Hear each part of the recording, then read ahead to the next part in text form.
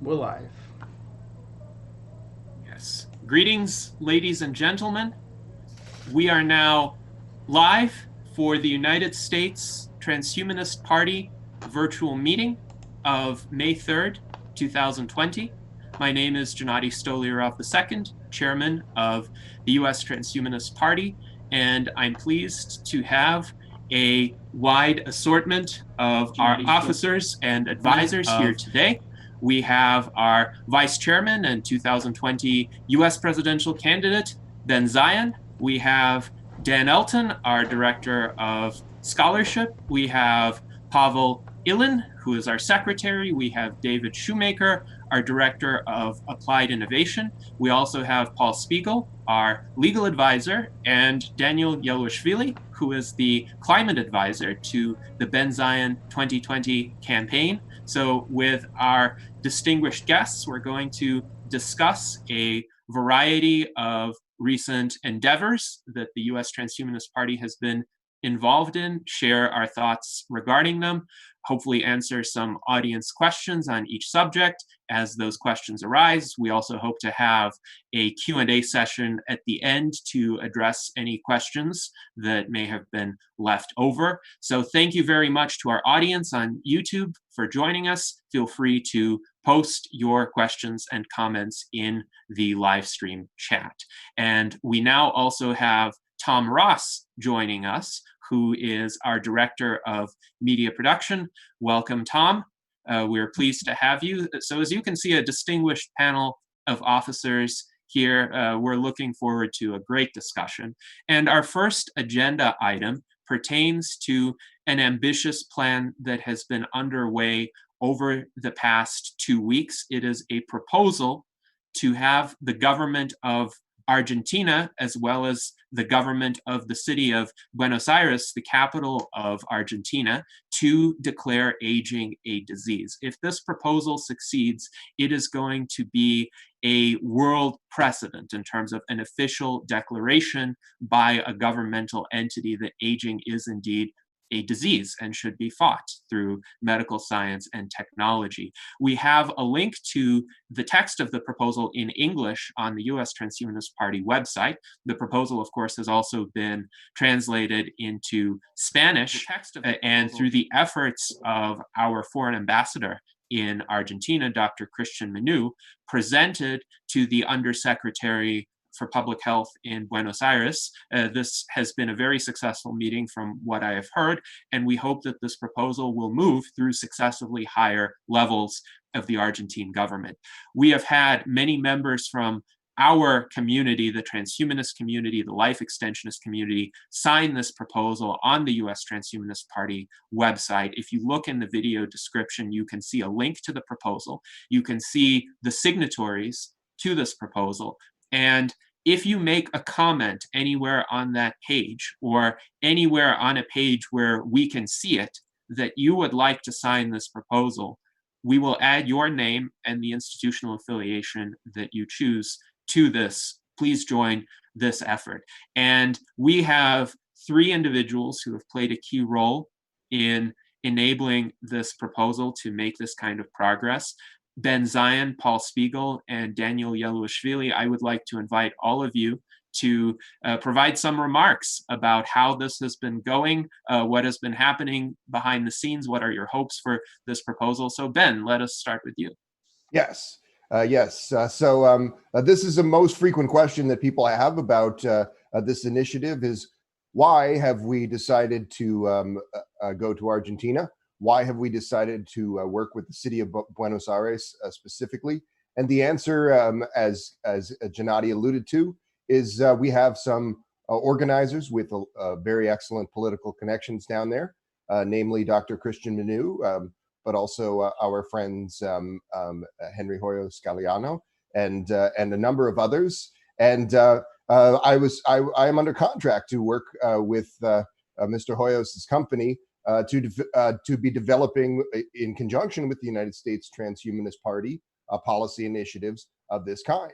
And we sat down, and at every turn when we were discussing these prospects, we said, well, in order to do this, we're going to have to open the Rolodex a little bit. we're going to have to be calling people a little bit. I've gotten to know a lot of techno-futurists in recent years, and we are lovely folks, but we do have sometimes a tendency to like to talk about what we would like to see happen at some point in hopefully the not too distant future. There comes a time for action, and this time in history is now. So again, I'd like to echo what Gennady said, and thanks to Dr. Christian Manu for putting us in contact with the Buenos Aires Undersecretary of Health, for putting us in contact with the mayor, for making arrangements for our friend from the SENS Foundation, Maria Entregas, to present to the Argentine Congress. This is indeed a big moment for the Life Extension Project, and I am excited, as are our associates, that this will advance, and that not only will the city of Buenos Aires make this declaration, but that many others in Latin America.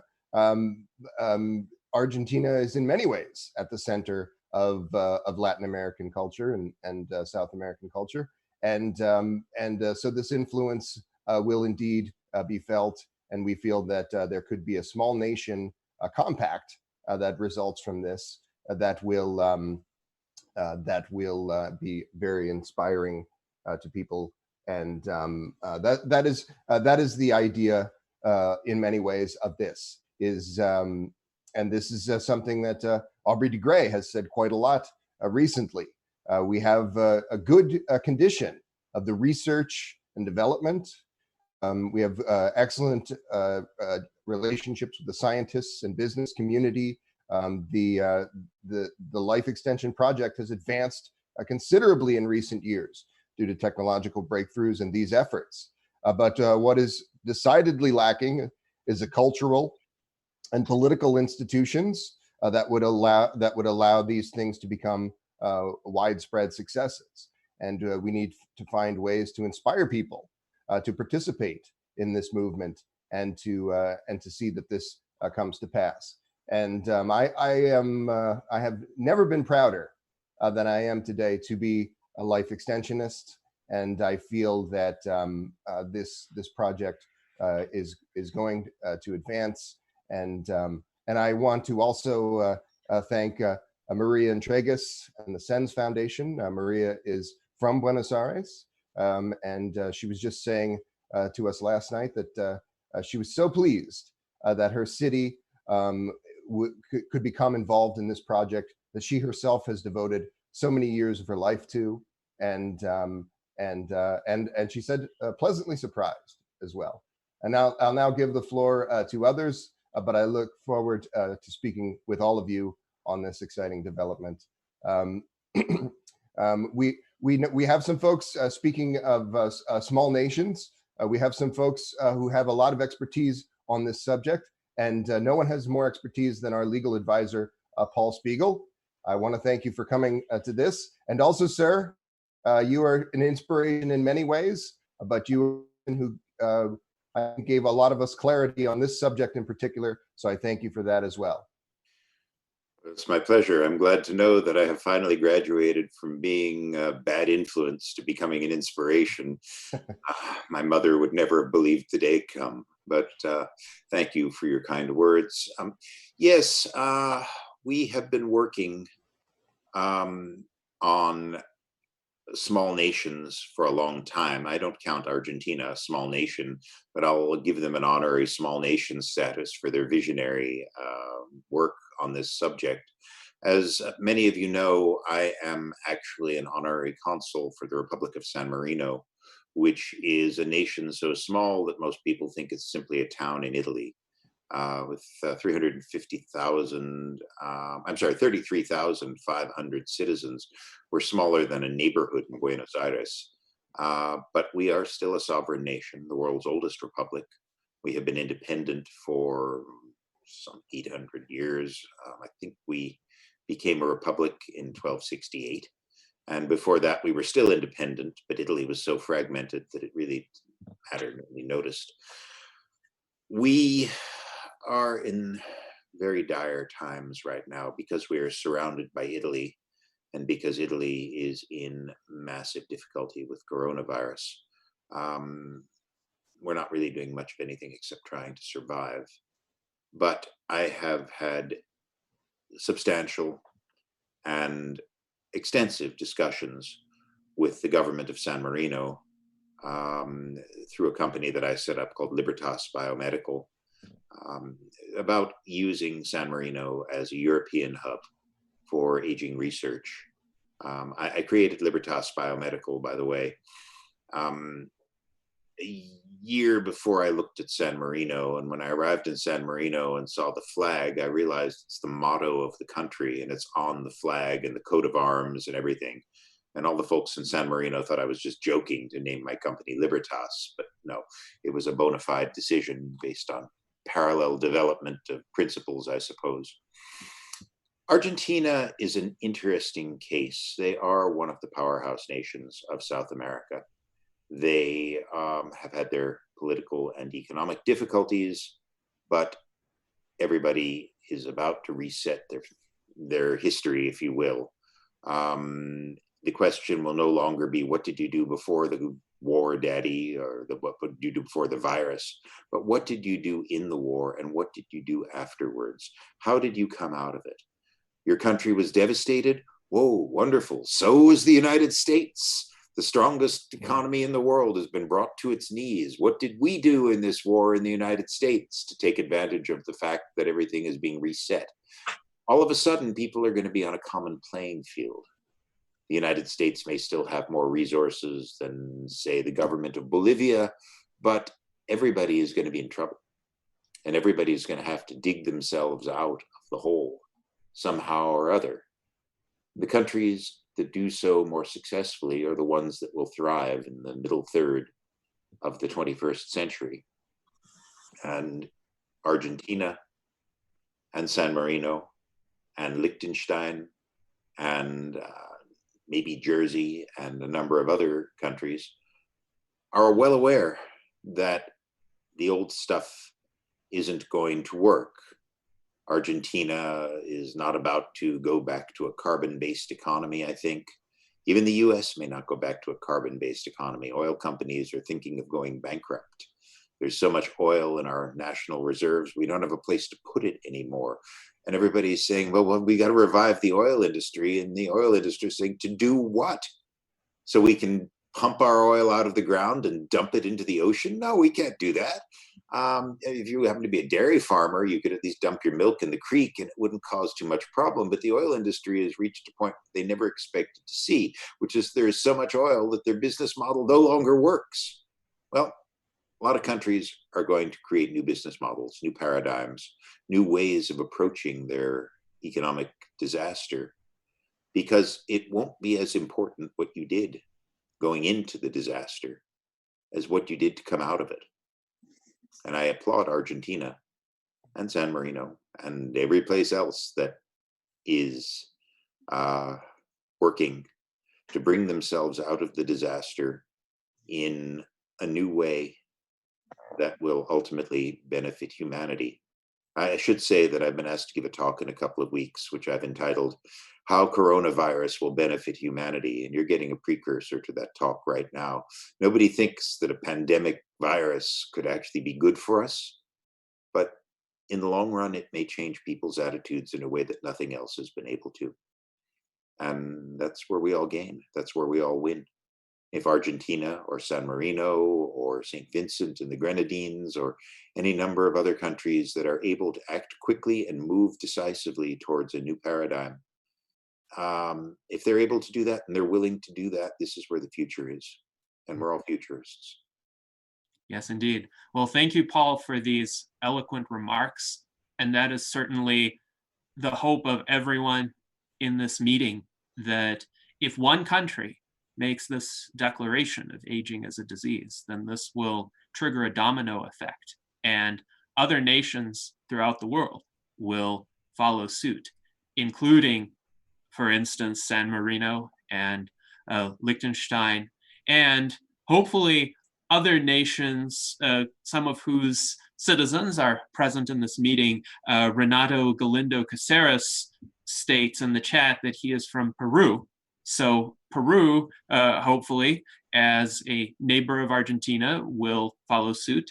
And we hope that other nations in Latin America will follow suit.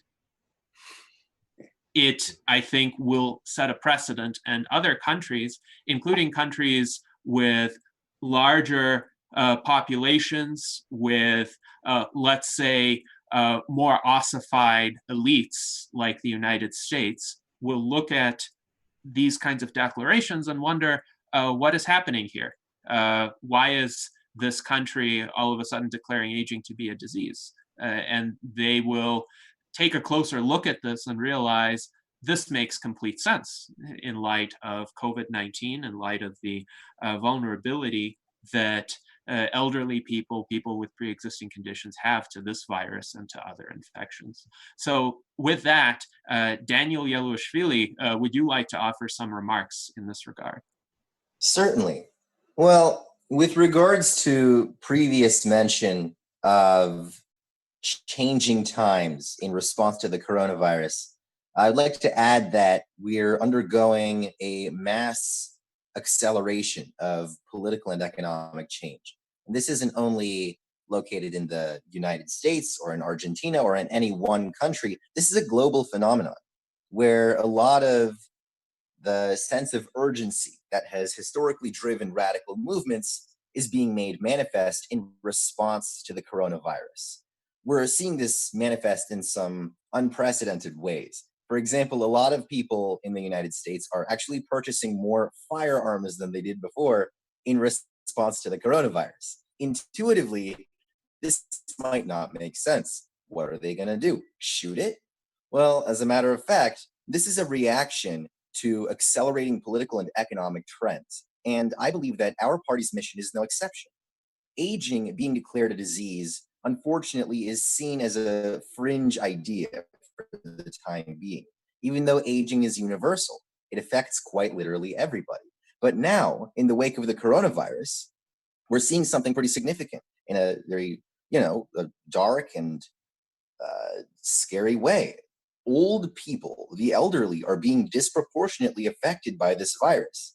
In fact, a lot of prominent public figures have already passed away as a result of this virus's propagation. So now that this is becoming a more public issue, I believe that now is as good a time as any. And it's an especially good time to declare aging a disease because we're seeing a mass upheaval of societal, political, and economic change. We're seeing a lot of ideological shifts, both in the United States and abroad. So as a core component of this pattern of ideological acceleration, I think we can either get on board or get out of the way. Yes, indeed. Thank you for those remarks, Daniel. And I agree. COVID-19 has accelerated a lot of developments that I think would have happened anyway over a more prolonged period of time with more resistance. As an example, we are in a virtual meeting right now where, as somebody in the chat observed, we are using Zoom, we're streaming live to YouTube. We went through a bit of effort in setting up this meeting, which we would have probably been a bit more reluctant to do about a year ago, even though we were holding virtual meetings using, let's say, more readily available streaming capabilities at that time.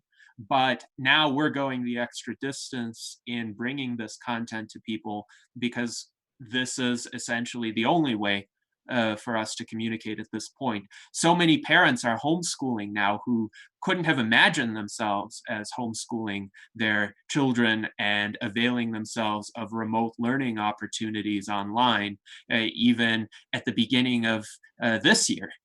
And we now have a renewed interest in automation and delivery drones and delivery robots.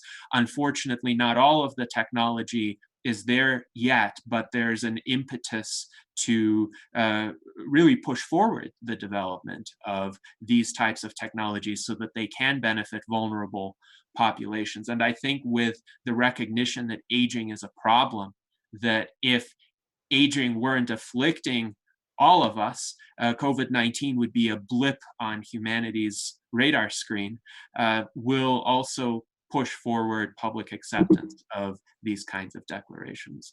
So with that, I would invite any other comments from the officers on this meeting. Well, I'd like to quickly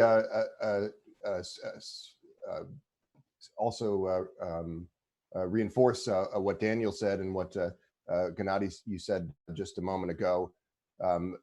Jerome Adams, the United States Surgeon General, a few weeks back in addressing the COVID-19 outbreak, he said that we are at a Pearl Harbor moment in history, that this outbreak is impacting institutions already in ways that are quite unprecedented in living memory.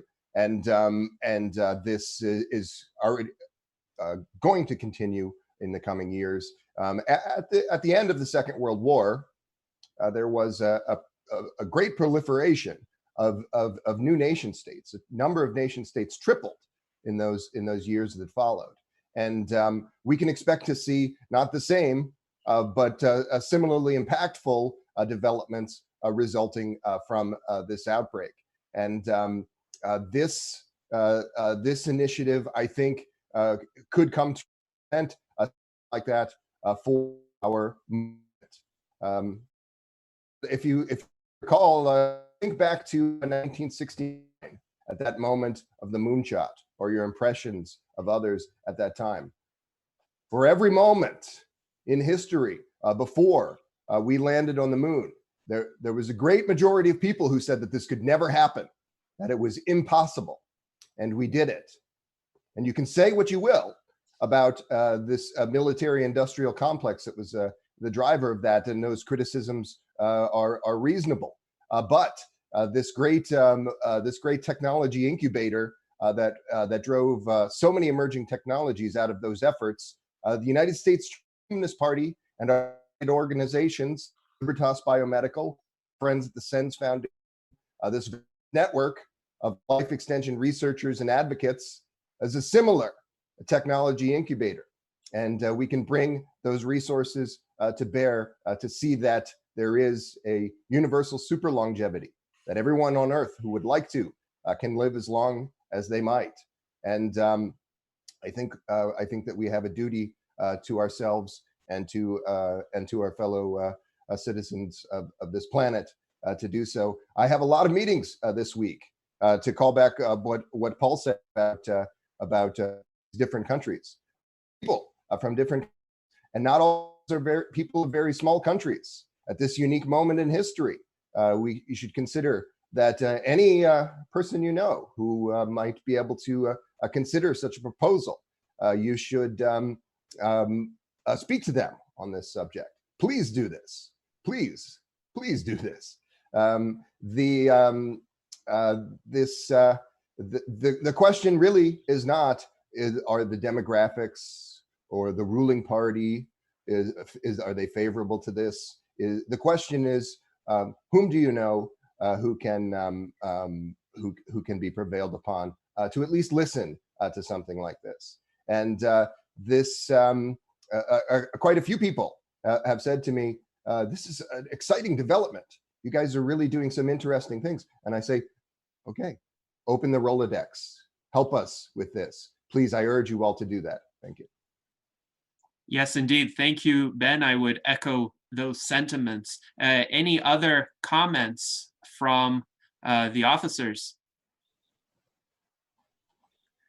Well, yes. I would also like to say additionally that as we begin the activism that the U.S. Transhumanist Party must begin doing, because I really think the issue of aging on a legislative level is long overdue, I would stress the importance of cross-partisan communication, because the trouble with America's two-party system, I think, is that for an increasing amount of time, we've been seeing a lower and lower amount of shared values between parties, and shared values between groups. America is not unique in this regard. This is happening in many parts of the world with multi-party systems.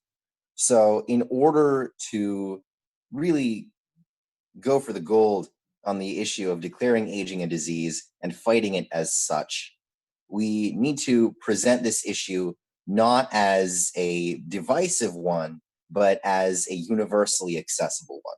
Because if we can do that, then we can make longer lasting impact in this regard. So when you contact your local public officials, it's important to cast a wide net and keep your options open. Yes, indeed. And I would echo that as well. The US Transhumanist Party has always strived to be transpartisan in the sense that we're not right wing or left wing. We are upwing. We don't favor the Republicans or the Democrats. We're open to working with any politicians on a case-by-case basis to advance particular initiatives. And indeed, this problem of aging is a problem that afflicts everybody, no matter what your political persuasions are. Whether you're a Republican, a Democrat, a Libertarian, a Green, an Independent, you're still vulnerable to this. And this is a great opportunity for humankind to unite. And especially now that we have been very much put on the defensive with this pandemic, to realize that our common enemies are death and disease, not one another.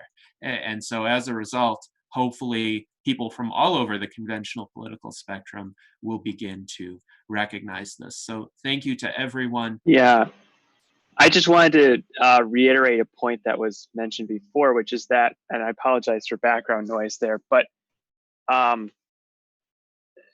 we should emphasize that aging is a driver of almost all of the coronavirus deaths. I would say it's a direct cause, because for someone like me, is in my early 30s, the mortality rate is extremely small. It's like 0.05%, I think.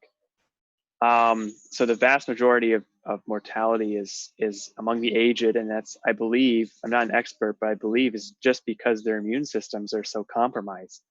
And this could be, one of the hooks we can use to get people thinking about treating aging as a disease, or even just aspects of aging, like, repairing the immune system. We don't have to immediately try to convince everyone like that we should be living, thousands of years. Let's just try to improve our immune systems so people don't die as easily in pandemics. Yes, indeed. And actually the SENS Research Foundation at sens.org, SENS.org, has released a detailed explanation of essentially how aging compromises the immune system and greatly increases people's vulnerability to COVID-19. So please go to that website, sens.org, and read this information. There's also an introductory video by Edward James Olmos, a famous actor who is on board with this mission. So watch that, and let's hope we can get even more public support from all segments of society and politics for these kinds of declarations. So I think this is a good bridge into our next agenda item, which is the Future Africa Conference that was hosted by TAFFDs, which stands for the Transdisciplinary Agora for Future Discussions. It's a new entity that was formed with participants in both Africa and the United States, and its founder, Osanakachi Kalu, Dr. Kalu, has organized quite a network of intellectuals and entrepreneurs and educators who are working really intensely to spread transhumanist ideas in Africa.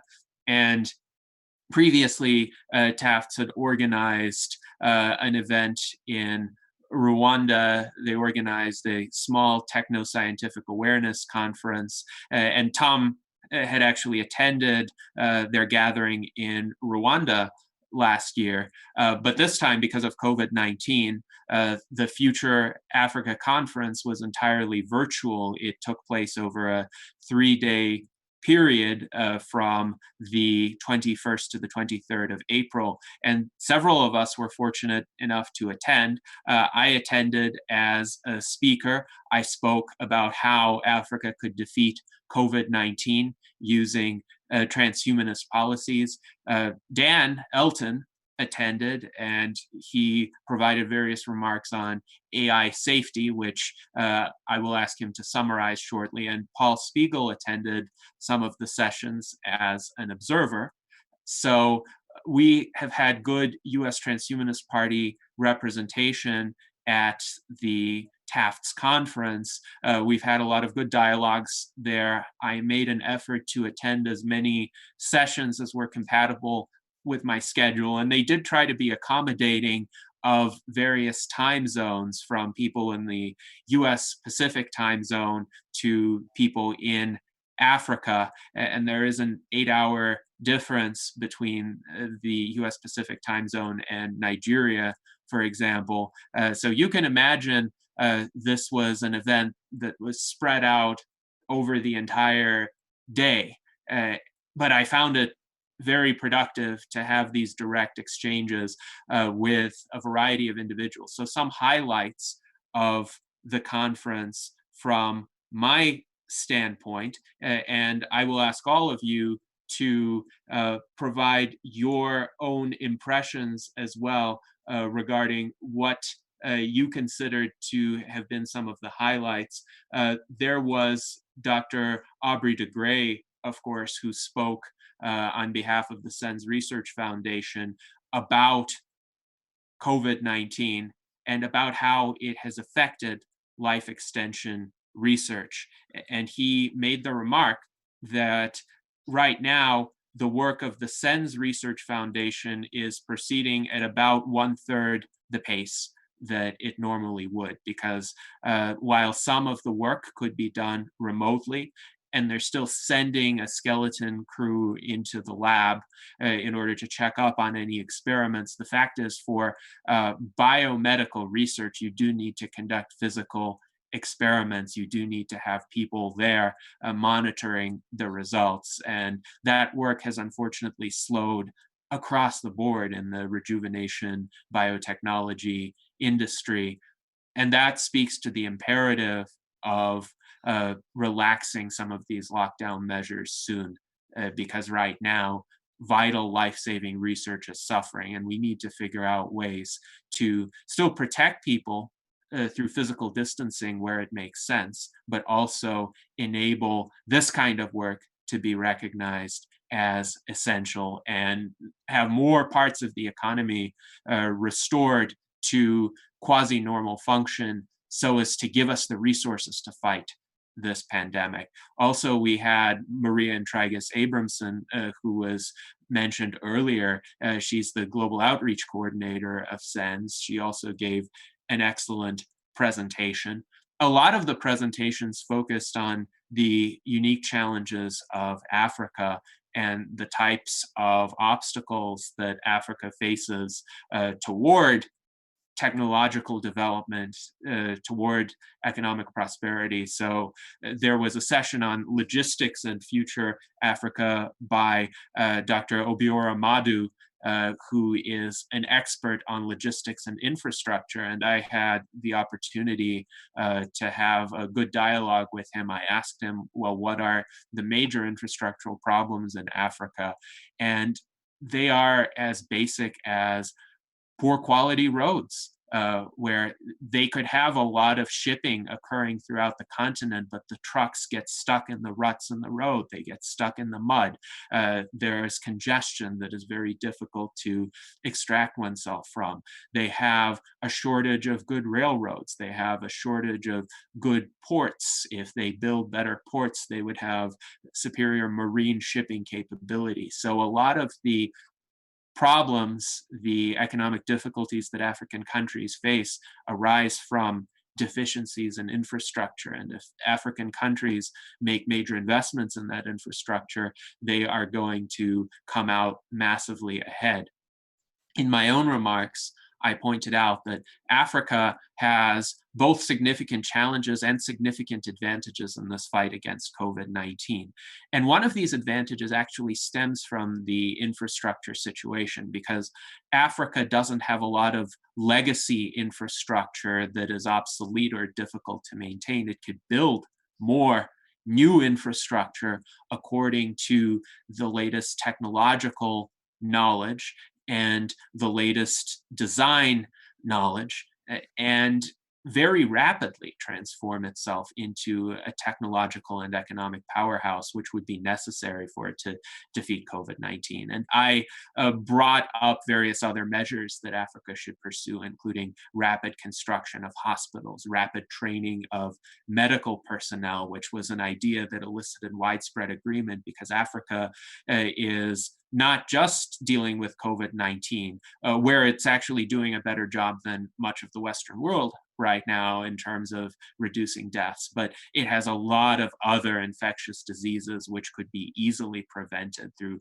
basic sanitation and basic medical care. So you don't need an army of MDs in order to massively alleviate the death toll in Africa. You just need an army of people with some basic medical training to make an immense difference. And of course, African countries should be declaring aging to be a disease. They should be inviting researchers. They should be collaborating with longevity research organizations, and they should be establishing this kind of infrastructure that was discussed. Now, I'd like to turn it over to Dan Elton. Dan, could you describe some of the highlights of your presentation as well as other presentations that you found compelling? Yes.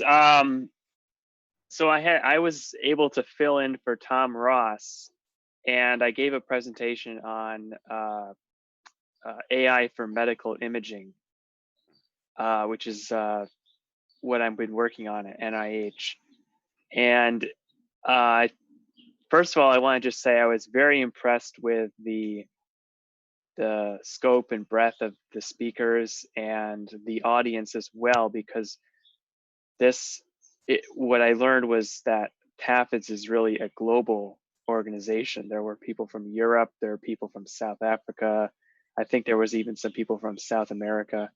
So it's a global movement, but it's focused on the potential of Africa to essentially, like you said, leapfrog other nations.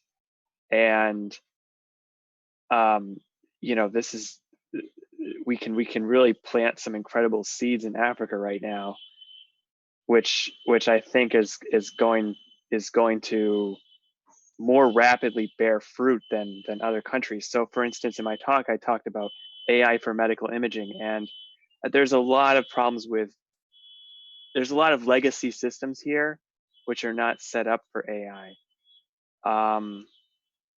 And we also have a lot of doctors here who are very skeptical about its clinical utility. And some of that is rightfully so, because even though we have AI, which is at the level of a radiologist, for most of these systems, it hasn't actually been shown that including the AI actually improves clinical outcomes. So until that process is completed and it's actually shown that the AI improves the clinical outcomes, it's likely not going to be implemented here in the US. But in Africa, it's a very different story, because first of all, they don't have many radiologists, and the radiologists are not as well, not as well trained. So the AI can add a lot more benefit. There's also a lot of portable chest X-ray machines in Africa, but again, the problem is they just don't have the radiologists. So one idea is to use telemedicine, but the radiologists here are all overworked. So this is where AI can come in and really provide a huge benefit and allow for rapid diagnosis. At the very least, it can allow for triage. But it has to be done. There has to be some regulation.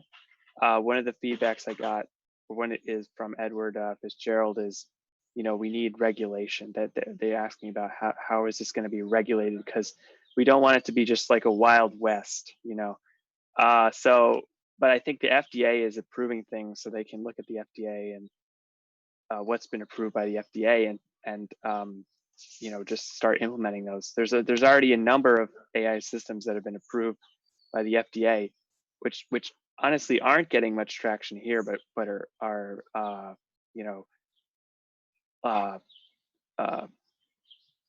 kind of no-brainers to implement in Africa.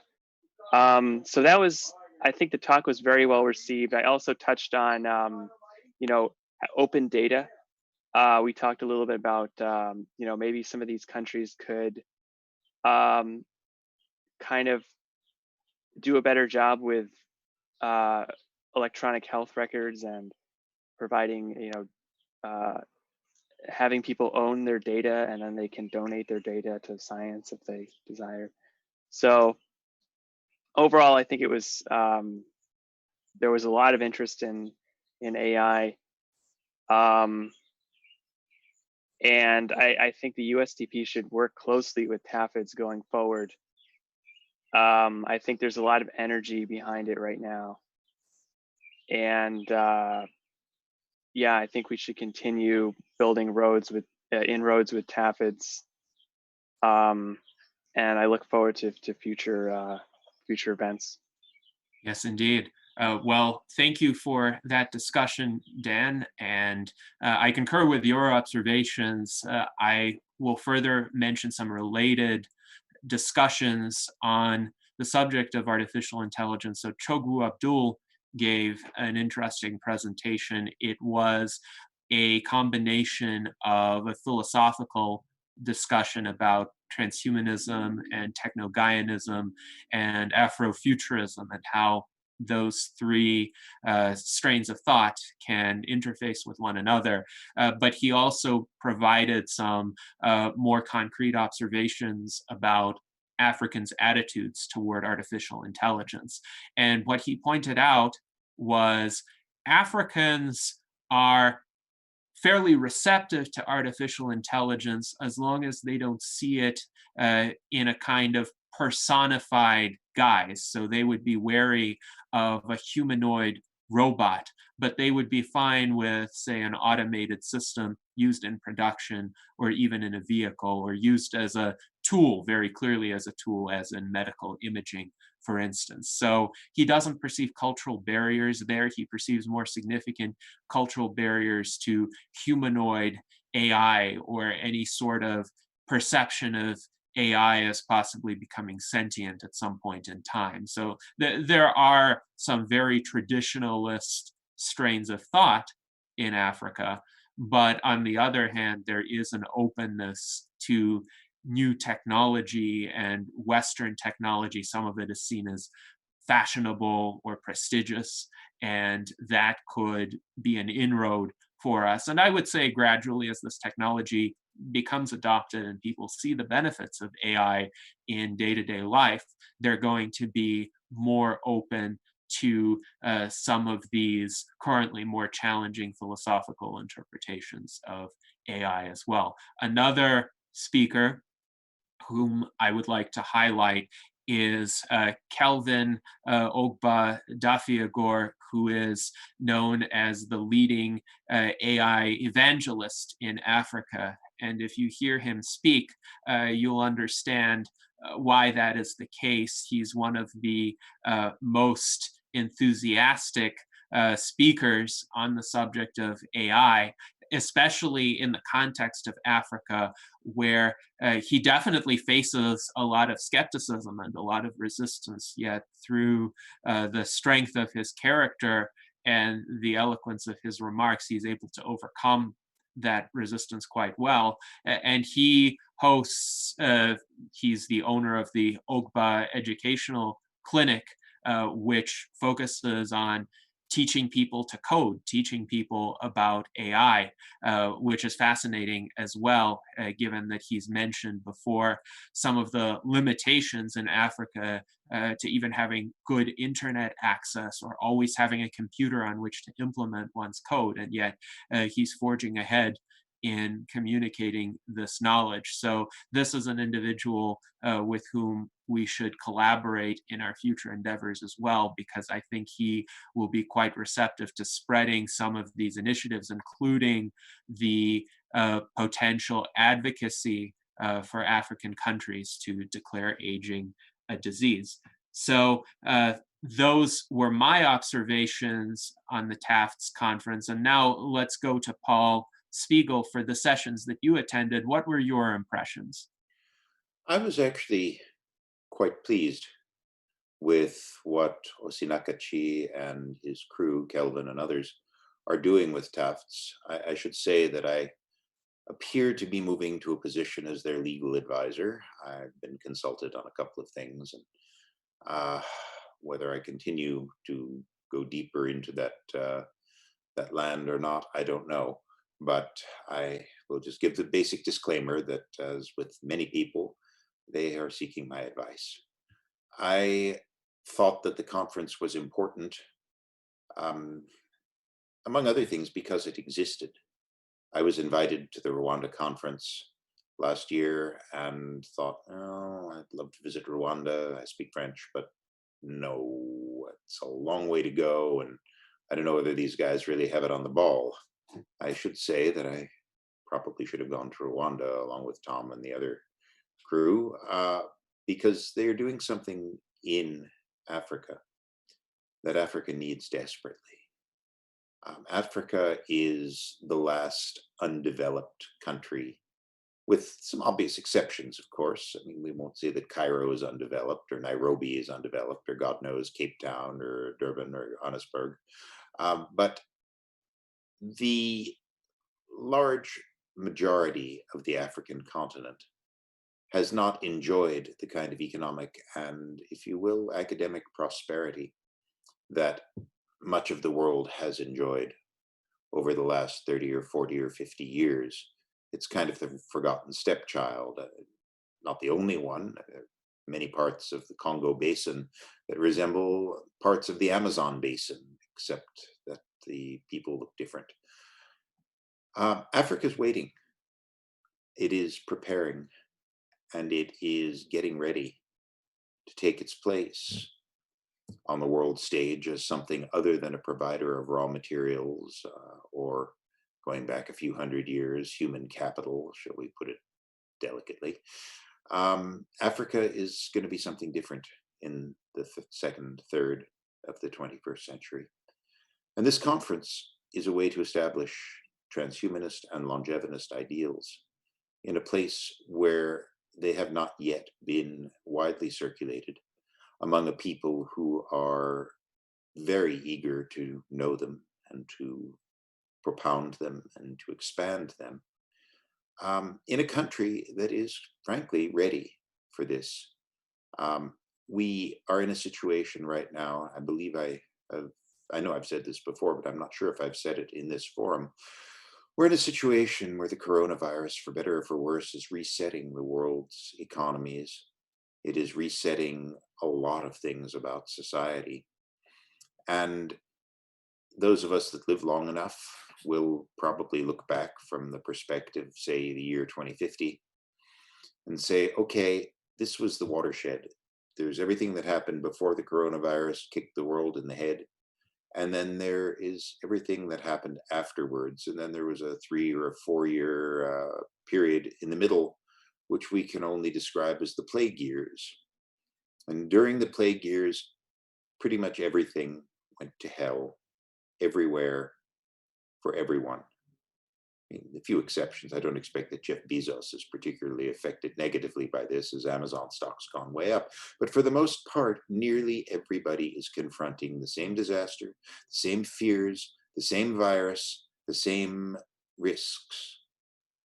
And this will pull the world together like nothing has, except possibly a war.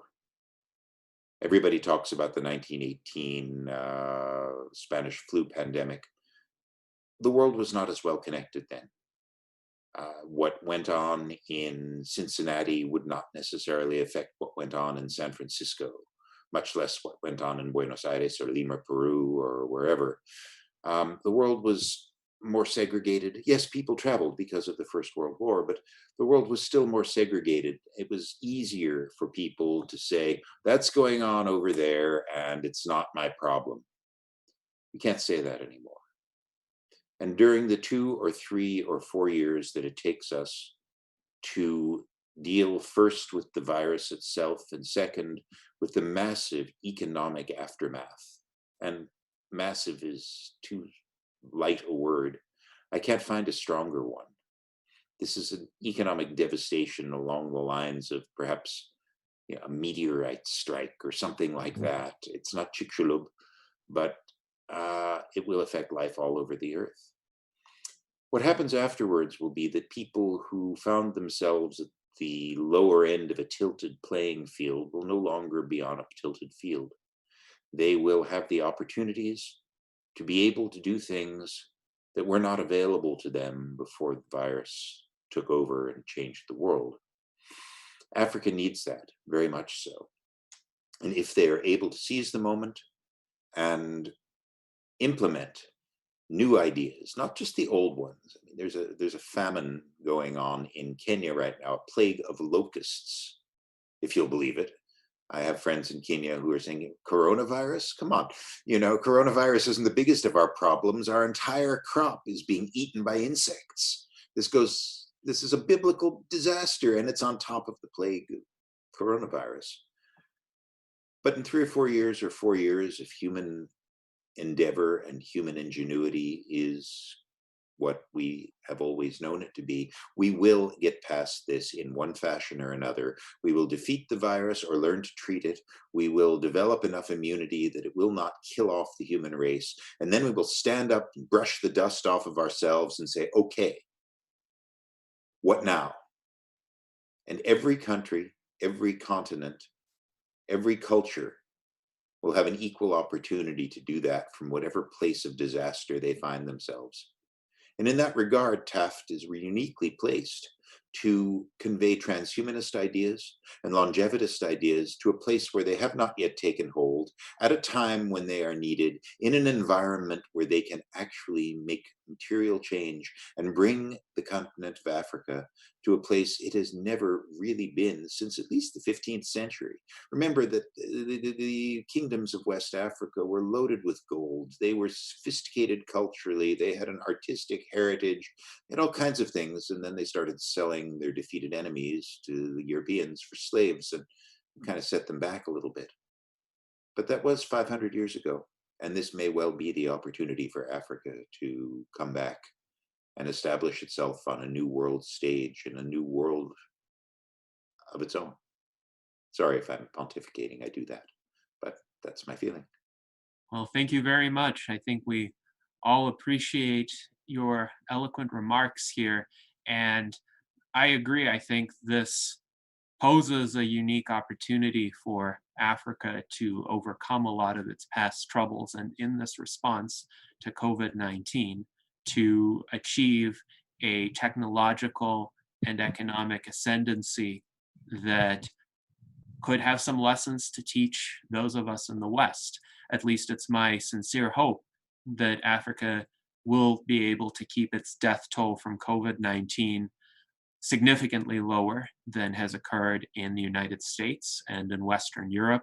Right now, as of this meeting, the death toll in all of Africa is 1,790, at least the documented death toll. The vast majority of it is in North Africa, so countries like Egypt, Algeria, Morocco.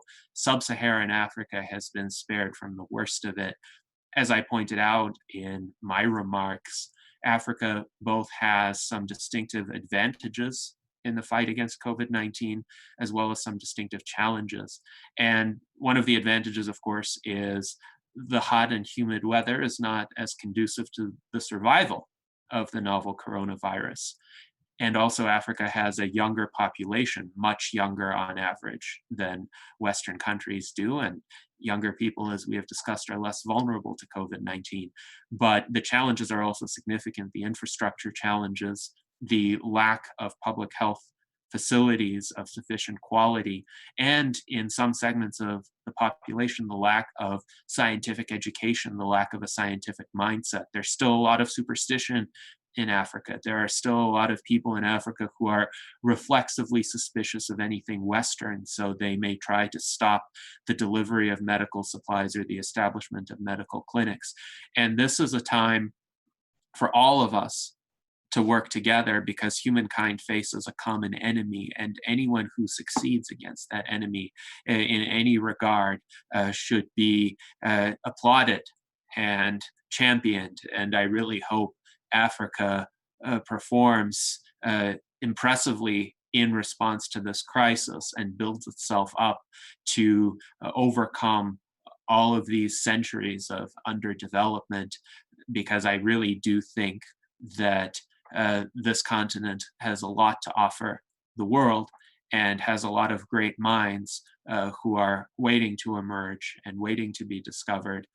And I think this conference has taken some of the initial steps toward that. Now, Tom, you were in a unique position in that you did visit with the various members of TAFFDs in Rwanda last year, back when it was feasible to do that. So what were your impressions of that trip? What did you learn on it? What did you observe there?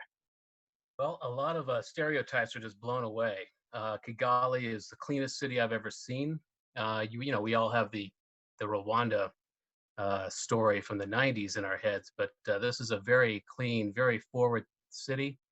I was able to meet with the University of Rwanda officials on behalf of TAFFDs, and I was also able to participate in the Youth Connect Africa conference, which was huge, going on at the same time. These are young, you know, brilliant people who are hungry for everything that we stand for. They are ready to take this mantle and run with it. So it was just very exciting. And, you know, I've been looking at places to live there. I would consider actually moving there at some point. But yeah, there's a lot of investment from major universities, major tech companies happening there. They see it as a real wellspring of talent. And this Youth Connect, as well as TAFFDs, is another major conference we should consider participating with. Because again, it's just these people are ready. They're ready to you know, for the future, and they are actively pursuing it. So yeah, it was a great experience. It really was. And Kigali really is regarded as one of the world's fastest growing, and certainly the African continent's fastest growing emerging technology hubs. And we've all heard this before, but I would urge everyone, our listeners, to resist the impulse to allow films that you've seen to color your impressions, or to certainly rely on any easy prior misconceptions. Yeah. These we want to praise a place like Rwanda for its good work, and also just as we're talking about this in the context of our life extension declaration, it's true of so many developments and disciplines in this context as well. We want to grow these networks and help build these institutions, and a lot of that does have to do with the memetics. So please, if someone says to you, as Tom just said, I'm considering opening up shop in this place far away from North America, don't say, are you nuts? You're going to get your arm chopped off or something. That's foolishness. You have to change your messaging to that of an adult. I would also like to say of the TAFFDs conference, lucky to present 3 times and also moderate some other conversations. Two of those had to do with public health initiatives treating aging as a disease, including a panel with the aforementioned Kelvin and some of the others that we've spoke of. Very wonderful. And also an unscheduled presentation, the third of those, where I debated our friend Jason Mallory, a central organizer of the Universal Basic Income Caucus here in the United States. And in a few words, we discussed the difference between a public basic income initiative for the leasing of federal lands versus his idea for a robot tax. And of course, I have my messaging and my platform, the Futurist New Deal for America. Please go to benzion2020.com, and please also go to transhumanist-party.org/membership. Learn a little bit more about what we stand for.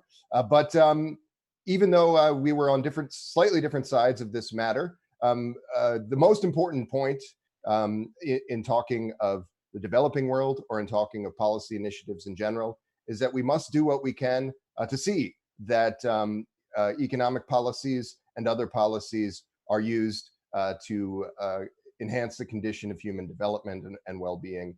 And I think that Jason Mallory is a good example of someone who has excellent ideas on those subjects.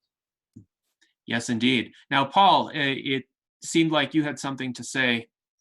Yeah, I just wanted to interject that when I first heard about the first TAFFDs conference, people were talking about Kigali, specifically about Rwanda as the new Singapore, or the Singapore of Africa, I think was what they said. Being a crusty old lawyer and fundamentally a skeptic, I thought, yeah, good luck.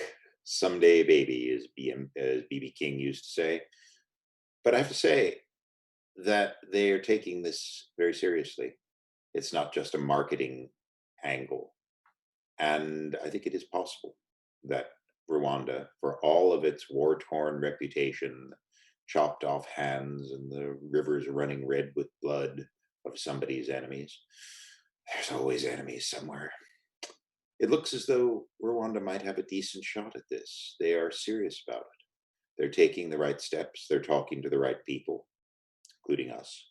They're listening, which is rare. And they may very well achieve what they have set forth and may very well become the Singapore of Africa. That's impressive. Yes, indeed. And I think a lot of it stems from the desire to overcome some of this horrific past. Sometimes when people are in a situation where all of the conventional options are genuinely terrible, they come to the realization there's no choice but to try to make massive progress. And I think this is where I am personally right now in response to COVID-19. I hope this is where the Western world can get to in a few weeks or a few months when people realize complacency within this severely disrupted suboptimal status quo is just not an option. And we need to make this rapid push toward technological acceleration and a mobilization of our resources toward a better world. And I think about the sort of disruption that has led me to this point, which is admittedly far milder than what most people in Rwanda have experienced during their lifetimes, just in the course of everyday life. And I can only imagine the kind of determination that their experiences would fuel for them. So I also wish them all the best in that endeavor. Now, one presentation, yes, Daniel, go ahead. I also wanted to add with regards to economic development on the African continent. By and large, the continent is developing, but recent changes there on an economic level should not be overlooked. There are certain hotspots, such as Botswana, for example. The country of Botswana is developing rapidly on an economic level. Per annum, there is an increase by 5% in economic development there, with about 10% of that, or rather not 10% of that, but 10% in general of an increase in the private sector. So a lot of businesses there are developing rapidly. And the reason I think there hasn't been as much exposure of these phenomena to the world as there have is because of media bias and overlooking economic trends across the African continent. Lastly, I'd also like to add that China has been making inroads across the African continent, particularly near Somalia and surrounding areas, where it's been investing as a political power play. China wants to make a lot of economic progress by building in Somalia, in Kenya, Nigeria, and other countries, and that's politically significant. So for those of us who haven't had our finger on that pulse, now is a good time to do that. Yes, indeed. And I think that speaks to the importance of trying to get a global scope of awareness of these ongoing events, because the American mainstream media are not going to inform us of these developments. The American mainstream media has very much turned into a reality show type of circus for the American fans of the blue faction or the red faction, pretty much to the exclusion of everything else. And it really does speak to a kind of insular empire mentality, which we've seen in various, I would say, declining empires throughout history, where a lot of people and institutions considered their particular place to be the center of the world, and they thought it wasn't important to pay attention to anything else. There was a bit of that mindset, for instance, within the late Soviet Union. There was also certainly a lot of that mindset within the Ming Dynasty China, when China isolated itself from the rest of the world. They thought, no, we're the Middle Kingdom, those barbarians out there, they don't matter. And then the Western world leapfrogged them technologically in a tremendous way. And likewise, Tokugawa Japan had that mindset until American ships showed up and just overwhelmed the Japanese naval capability. Rome had a bit of that problem too, until it got overrun by the people that the Romans derided as barbarians. And so I think it's really important to look outside of our boundaries and form an integrated and dynamic perspective of what is happening in the world. And I think this is a great bridge to a presentation that was scheduled for the TAFFDs conference. It couldn't be shown there because of certain technical difficulties, but Pavel Ilin had prepared some remarks on othering and the challenge that othering poses to the survival and flourishing of sentient beings. And to that effect, after the conference, I asked Pavel to write an article for the US Transhumanist Party website. It has been published there. If you go to transhumanist-party.org, you can find it under the title of Othering, the Ultimate Challenge of Sentient Life. It's also linked in the description for this video. And this technology to improve condition of human existence. But we never specify who is these humans, who is this human. And we should talk about, we should include in this human not people in US or in Europe, but also people in like China, in Africa, in all the world. Like any sentient being, it doesn't matter if it's human or it's in future it could be AI, in future it could be a cyborg, in the future it could be uplifted animals. It should be included in a family of we. There shouldn't be any like others, any beings which is outside circle of our concern.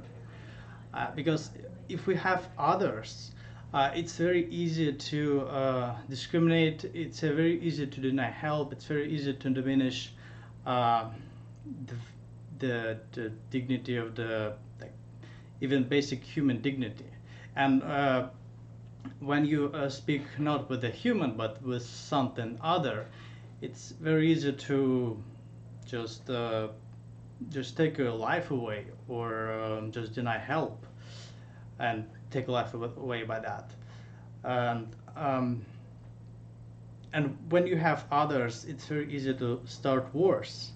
And when you have so much technological power as we have now, as a humanity as a whole, we can destroy our planet just by the effort of, by the pressing of the button. And if you don't have others, if you know that the people in China, it's your people in Africa, it's your people, it would be much harder to use technologies in hostile way.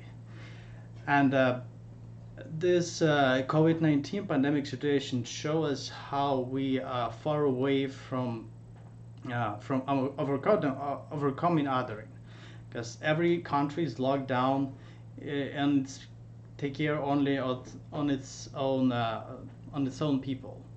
But the virus doesn't care about borders. Virus go around and kill as much people as it could. And there's very few attempts of coordinate work in order to fix this problem, to cure the virus or prepare our healthcare system for the virus. So, but we should know that people who die in China, it's our people, it's our loss. People who die in Africa, in Europe, it's all our loss. And I would like to finish with a quote of Ta-Nehisi Coates. He said that, but the race is child of racism, not the father, which means that we build this virtual walls, and although they're not exist in real life, the real people experience real suffering because of these virtual walls.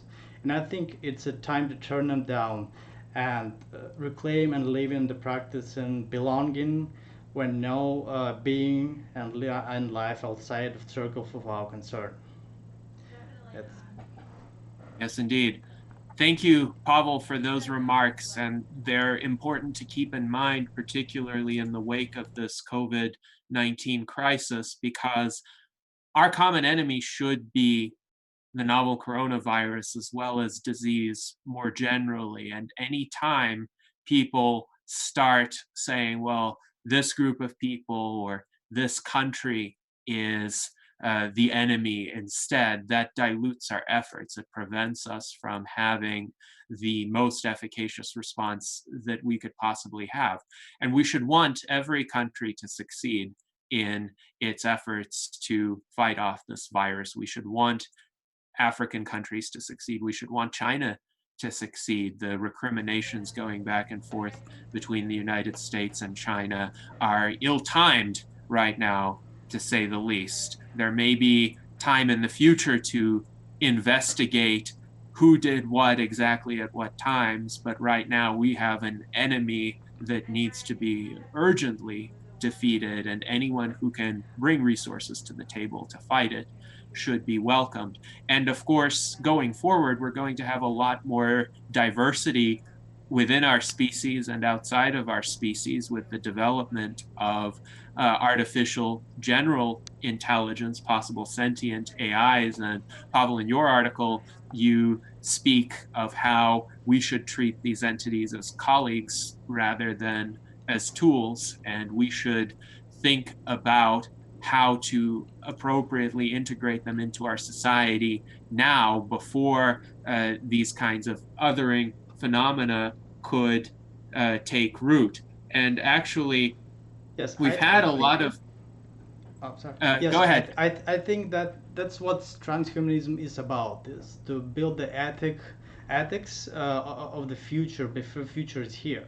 Because usually how we act, we develop technology, we drop the bomb, and then we, in shock, asking what what have we done? And I think we should develop ethics of using technology in ethical way and to improve. Again, I sound redundant, but to improve condition of human existence, not to destroy it. Yes, absolutely. And technology is a tool. It can be used for good or for ill. It requires rational thinking. It requires moral thinking to figure out ways to use it for good. And we do need the right sequence in terms of introducing the peaceful technologies first. It's a very unfortunate legacy of World War II that the first use of atomic power was to destroy with nuclear weapons. And yet there are so many peaceful and safe applications of nuclear energy that had those arrived first, even the term nuclear power would have had a much more positive connotation. Right now, a lot of activists blindly oppose nuclear power because they have this association with nuclear weapons, even though very different processes, very different substances are used in those two applications. It's very difficult to turn the fuel for nuclear power plants into material for nuclear bombs, and vice versa. I wish there were a way readily to recycle all of the payload of nuclear missiles to be used as fuel for nuclear power plants. I think that's a challenge that humankind also urgently needs to work on so that we don't have all of this devastating material around and we can use it to provide energy instead. But it does speak to the importance of emphasizing the peaceful and productive and benign purposes of AI and making sure that those are developed sooner than, say, autonomous weapons systems, which could have disastrous impacts on both human life and on the perception of AI. There was a question in the chat that Alexandria Black posed, and she wrote, "Good point about culture being the filter through which we see AI. What about our own cultures affecting our views of AI?" Who would like to opine on that question? Well, I'd like to say right off the bat, first of all, that's a very good question. Thank you for asking that. Our culture, specifically in America, is rooted in an understanding of the human being as distinct and separate from everything else around us. And this is applicable to left-wing politics in America just as much as right-wing politics, where the right-wing perspective is one of anthropocentrism, where we look at ourselves and say, we, the individual, are the locus around which society revolves, and individual freedom is the medium through which societal change occurs. That's a very prevalent perspective. It's been prevalent in not only in American society, but in Europe and beyond since the days of John Stuart Mill and Thomas Paine. On the other hand, we have left-wing activists and animal rights activists in particular, saying that human beings are some sort of toxic entity that is harming not only the environment, but other human beings in the working class and of different races and ethnicities and so forth. And this is a sort of inverted anthropocentrism, which also sees the human being as the locus of societal change, but instead of being creative, it's seen as destructive. I see this as a false dichotomy. We are nature. Human beings are not for or against nature. We are nature. We live in nature, and we are ultimately animals. Whether we are special animals or not so special animals is a matter of debate.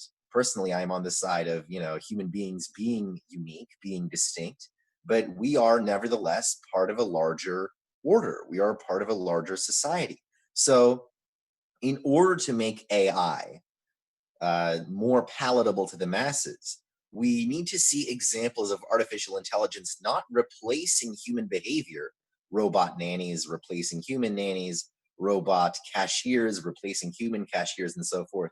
But we need to see examples of AI working in tandem with human beings, self-driving cars delivering us to work, bringing us our groceries, taking us from place to place, facial recognition systems being used to stop crime, being used in the workplace, hopefully to a better capacity than now, where there are certain discriminatory aspects of facial recognition right now that actually don't help Black people and Asians as much as they do white people. You know, fixing that and showing that AI can work alongside human beings, that's going to go a long way. That's going to go the distance.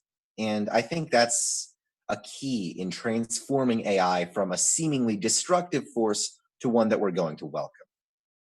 Yes, indeed. So the more thoroughly integrated AI is in our lives, the more we're able to practically work side by side with AI and see these everyday benefits, the easier it will be for the public to accept it. This is similar to the case I've made with regard to why Google Glass did not receive initial cultural acceptance, because it was a closed trial. Not everybody could get Google Glass, even if they wanted to purchase it. And so the people who came into restaurants or coffee shops wearing Google Glass were seen as the other, or they were seen as some sort of exclusive elite, and that prompted a backlash. But if we have AI systems in everyday life assisting people of all demographics and doing so in a manner that can be seen as universally beneficial, then it would be easier for people to accept subsequent generations of these technologies. Any more thoughts on this question? So if not, there was another question that was posed to Paul Spiegel, also by Alexandria Black, in terms of how do we build resilience into our future structures. And she also suggested perhaps we've had the wrong metrics for economies. And one thought I would have on that is certain metrics like the focus on quarterly earnings for publicly traded companies, or the way GDP is calculated, they incentivize short-termism. They incentivize this kind of just-in-time optimization in order to increase accounting profits in the near term without looking for providing for contingencies in the long term. But Paul, what do you think of this question, and how can this resilience be improved throughout our societies? Thank you. I think it's a very good question. The last 3 months have proven to be a stress test for societies of the sort that nobody alive can remember. Maybe there's somebody who lived through the Spanish flu, but maybe they were 5 years old. We haven't encountered anything like this since. We know what wars are like. Everybody can envision the devastation of war. But wars tend to leave places alone. They don't just create this broad swath of devastation everywhere. There were little villages in the Alps that didn't really see much of a problem from World War II. Certainly there were places in Africa that, not blame them for not noticing that the Second World War was going on. Their life hadn't changed. In this case, coronavirus is affecting everybody, everywhere, to one degree or another. To the extent that there are countries in Africa that don't seem like they've been affected, I can only say, just wait. I hope I'm wrong, but I don't think I will be. So what we need to do, and the assumption that I make, is that we will survive this. Humanity survives almost anything. What we need to do is reevaluate our economic strength, not just in terms of last quarter GDP, in terms of how much money we have to invest in our social networks, even if we don't. The United States is notorious for not taking care of its people, unless they're wealthy, okay. But we are the wealthiest nation in the world, as people keep telling us. Still, the flaws in our system and the flaws in the world system are becoming extremely obvious right now.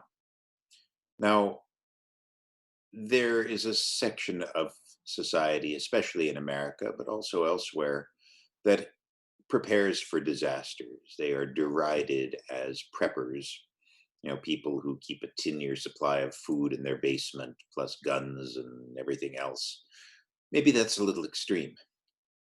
I'm not a prepper per se, but I have always examined my personal economic situation in terms of how long could I survive if everything went to hell? If I never earned another dollar, if I never had another client in my law practice, if I could never be paid to give another speech, how long would I last? And how would I weather a storm? Our country hasn't done that. Most of Europe hasn't done that. I think Switzerland has done much better than many places. But on the whole, our society, and by society, I mean human society, not some little microcosm of it. On the whole, our society has not thought in those terms. How long will we last if there is a disaster? What will we do to see it through? And where do we stand in that equation? Never mind the fact that we have the greatest GDP in the world or something.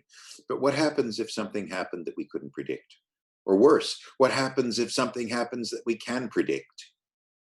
And coronavirus is something we could predict. The idea that we're running around right now, oh my God, oh my God, oh my God, what do we do? Damn it, people should have thought about this. You know, I have sitting in one of my darker closets 10 kilos of Spanish ham. And it's just hanging there against the day that someday the food supply goes down and I'll really be happy to have 10 kilos of Spanish ham. It's, you know, bone in and the whole thing. And when you think about it, traditional cultures, and I'm talking about going way back, have always prepared for the future. This is why we have preserved meat. It's why we have cheeses.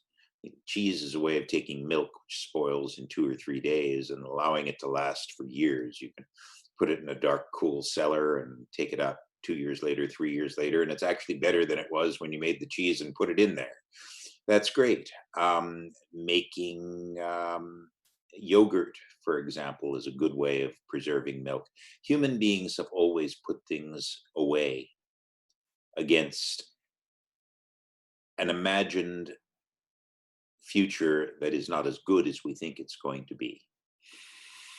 And our society hasn't really done that right now on the whole. So we need to start doing that again. We need to anticipate that things will blow up in our faces periodically. And when they do, we cannot allow ourselves to be caught short as we have been.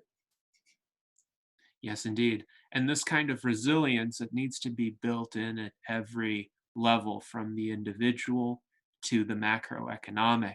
So I know that there is likely to be a second or even a third wave of this pandemic.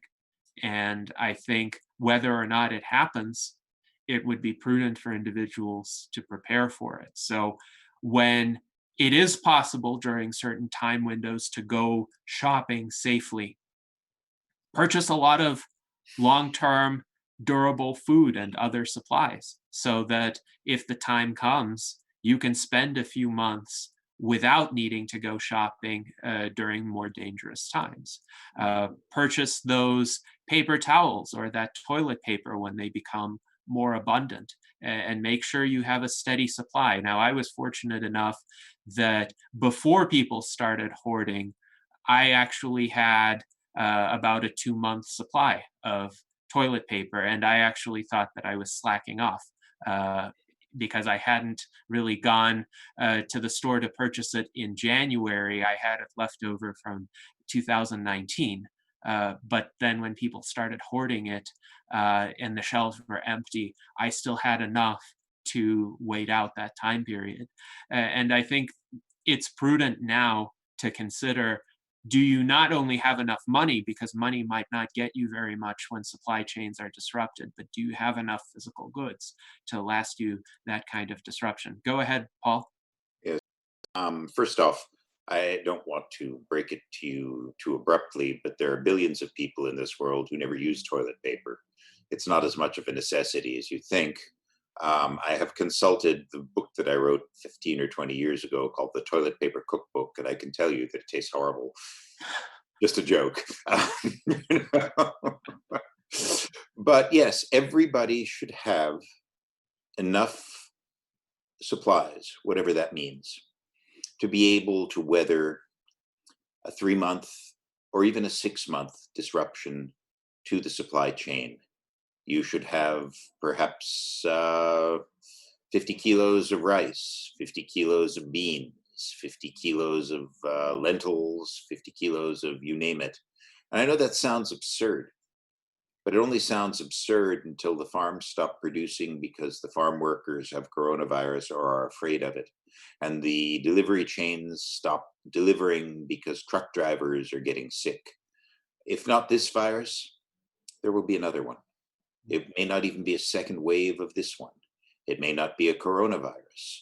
It may be something completely different. When my family had a country house, I stocked in a few months' supply of basic stuff, grains, beans, rice. And I told my family, look, we may live like medieval peasants, but at least we won't starve.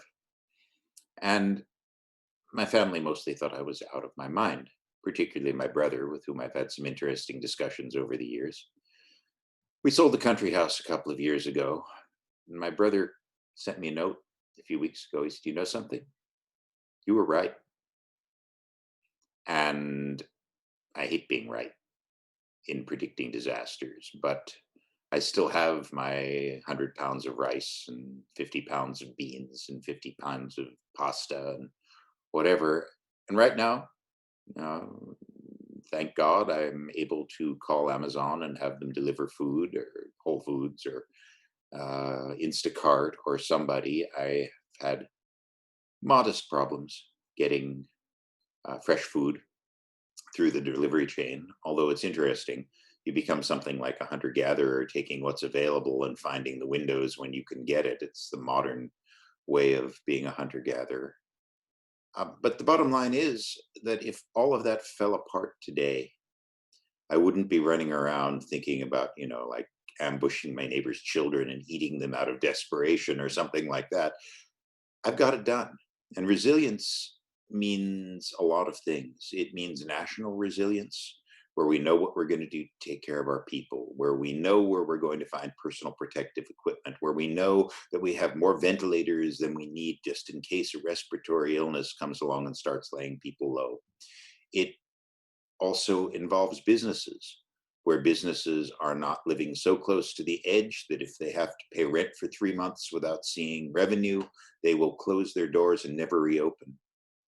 And it applies also to individuals. Every one of us should know that we have enough emergency food to last however long we think it should be necessary to last. And a lot of people say, oh, I'm fine, man. I got a half a dozen cans of chili and 5 pounds of rice. Okay, that'll last you a week. That's not good enough. It's not good enough for the individual. It's not good enough for the business community. It's not good enough for nations, and it's not good enough for the world. We have to understand that disasters will come whether we like it or not, whether we know it or not, whether we can predict them or not, and it's up to us to be ready beforehand. The disciplined man moves only when necessary, the minute before it's necessary, not after. Yes, indeed. And this resilience needs to be built in at every level, as you pointed out. Now, Pavel, I will go to you. Before I do, I will point out that on the U.S. Transhumanist Party website, we have 21 proposals that were adopted by our members in late March for a response to COVID-19, which involves fortifying that resilience in many areas of our society, including rapid construction of hospitals, so we have ample capacity, rapid training of medical personnel, investments in research, stockpiling of essential supplies, and continual enhancement of these stockpiles, and many other measures that ensure that we don't run out of critical facilities or critical equipment again, and that supply chains are made more robust as well. So Pavel, what are your thoughts on this question? Well, I think in order to, about the preparation, we should give people more access to money, because there's, even in US, there's millions of people who live from paycheck to paycheck, and they just don't have money to pile up with rice and beans. So we have to implement basic income in order to ensure that everyone have food security and shelter security. Without the basic income, without money, people cannot go, they can buy anything. And without savings, people who lost their jobs because of the COVID, now in a disastrous position, and states have to issue some emergency measures in order to save people from basically starvation. Those 4 hours lines in New York City for the food. So I think we, in order preparation, we need to provide access to basic income, basic amount of resources people need to sustain their way of living. Yes, and the great fault of the United States response to COVID-19 has been that the stimulus that was issued was very much conditional. It was administered through the existing means testing bureaucracies, which are very cumbersome. There were a lot of delays. A lot of people who qualified for the assistance weren't getting it, and the same goes with unemployment aid. I know people who are eligible for unemployment assistance and who have filed in the state of Nevada, and they're not even able to set up their accounts. That is how broken the system is. And the U.S. Transhumanist Party, of course, supports an unconditional universal basic income and compensating people for their economic losses in the wake of this pandemic. Paul, what did you have to say? Yeah, Pablo, just to your point, you're right. Many people in this country and many more people in the world live paycheck to paycheck. We may think of our poverty situation as daunting, but trust me, it's not as bad as many places in the world. That being said, providence is not a luxury of the wealthy. If you are living on a close income, you go out, you buy 5 pounds of rice, buy 10 pounds of rice. You can probably afford that. And put the extra 5 pounds away. Now you will have 5 pounds of rice in reserve. The next time you buy rice, do the same thing. It may cost you more in the long run, but you'll still eat it someday. It's not like you're throwing the money away. You're just putting it somewhere else. Rather than leaving it in your bank account where you can spend it on a night at the movies or whatever, go out and put it someplace where you might find it useful if you ever need it. It's not as difficult as it sounds. You can buy a packet of seeds for $3. And if things go all to hell, you plant your seeds, and the next thing you know, you've got eggplants and tomatoes on your front deck or whatever bit of ground you can find. In Syria, people found that eggplants grow really well in window boxes. And they grow quickly. They don't require a lot of fertilizer or a lot of anything, really. And even if you're locked down and being shelled by Bashar al-Assad or whoever, you can still grow an eggplant in a window box. So people don't think about that. They think, okay, only the rich can afford to prepare for disaster. That's really not true. Poor people have been doing that forever. And the provident poor have been doing that forever. It happens on a different scale. Specifically, you cannot run out a week after a global epidemic disaster has been declared and buy up everything you can on the shelves.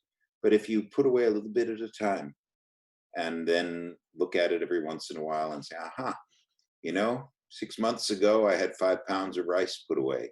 Now I've got 30 pounds of rice put away. Things aggregate, they accumulate. It can be done even if you're living close. Yes, indeed. Now, I would like to briefly respond to a question that was posed by a user named The Inheritance, who said, I like transhumanist ideals, but what is the Transhumanist Party's view on microchips inserted into human hands? I support lengthening our lifespans, but I do not support government control. So I think it's a fallacy to suggest that any government anywhere in the world is trying to coercively microchip people. The only microchipping I know of that gets inserted into human hands is voluntary microchipping by biohacking enthusiasts who generally insert what are called NFC, near field communication, or RFID, radio frequency identification tags, which are able to interact with devices in very close proximity. Like you could use one of those to unlock your phone or unlock your car, but they can't be used for tracking purposes because the signal isn't that strong. And indeed, your cell phone is a much more effective device for tracking you than a microchip implant. This was an issue at the Nevada State Legislature back in 2019, when Assemblyman Richard Daley, a Democratic assemblyman, actually made the proposal to ban all microchip implants, including voluntary microchip implants. So in this situation, and in a lot of situations of the sort, the proponents of government control were on the side of banning these technologies. The proponents of personal liberty were on the side of allowing their use. And the US Transhumanist Party organized a response to this, where we brought in people such as Anastasia Sin, a cyborg magician, and Ryan Starr, our Nicholas Starr, who is an expert on these technologies. We held a cyborg and transhumanist forum at the legislature. Tom contributed a lot to the graphic design for that event. And we demonstrated to a lot of legislators, lobbyists, staffers, that these technologies don't have these risks that a lot of individuals, especially individuals who are influenced by Alex Jones or other conspiracy theorist types of commentators, think they do. For the most part, these technologies are designed to enable greater individual functionality and interactivity with technology, but for tracking purposes, they're absolutely useless. And a lot more tracking can be achieved through commonplace technologies. People who are worried about privacy, who are worried about surveillance, should be concerned about the NSA's indiscriminate data gathering on American communications, which has been happening for about 15 years, and unfortunately probably will only increase with time. So I do think they have the wrong targets here. Government control of individuals' data and communications, I would agree, is a serious concern, but one has to look at how that control is actually being implemented, and microchip implants are not that way. Any other comments on this subject? If not, then we can move forward to our next agenda item, which is a letter writing campaign that I have proposed, and I would like to seek our members' assistance on this. This letter writing campaign will have a twofold purpose, and there will need to be separate letters crafted for each of those purposes. All 50 states' governors should be contacted with this, but of course we'll need a distributed effort in order to make sure that we have enough capacity to actually issue all of these communications. The first important issue is we need to get ballot access requirements waived in as many states as possible. Now, every single state except Colorado, which allows one to pay a $1,000 fee to get included on the ballot, requires some sort of in-person petitioning, having people sign petitions by hand in order to place minor party candidates on the ballot. Now, in ordinary times, that is extremely difficult because the petition signature thresholds are generally set at ridiculously high levels by representatives of the two-party system who have lobbied to get these laws in place and exclude potential competitors from the ballots. But in an era of mandatory physical distancing and lockdowns where people cannot legally go out onto the streets and asked people for their petition signatures, they would get arrested if they did that. It is completely unfair to have these petition requirements in existence. So my proposal is for the governor of every state to issue an emergency order waiving ballot access requirements for the 2020 general election on account of the COVID-19 emergency. I think it's a very reasonable request. And if that request isn't granted, essentially minor political parties who don't have ballot access already are going to be disenfranchised. They're not going to have any due process whatsoever to get themselves onto the ballot. And that is not a situation that a small d democratic society should countenance. So that is the first subject of the letter writing campaign. The second subject of the letter writing campaign is to encourage support for rapid hospital construction in various states. I think this could also achieve a decent reception among the governors and lawmakers of those states, because hospitals are being overwhelmed in some areas. There isn't enough capacity to admit all of the COVID-19 patients.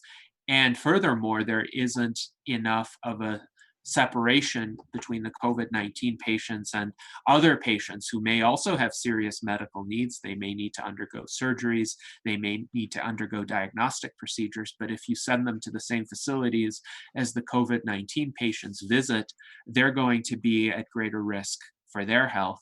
A lot of doctors have been advising their patients not to go in to get medical procedures that are unrelated to COVID-19 for the next few months because of the risk of exposure that this carries. And this could be greatly alleviated by having more hospitals, more facilities to have those individuals be seen in a safe environment. So the second letter writing campaign would be to the governors of every state to request that they provide emergency authorizations for the construction of one new hospital for every 50,000 in population, particularly waiving all restrictions on development, all zoning requirements, all building codes, all requirements for public meetings, any opportunity for special interest groups to show up and proclaim their resistance to it.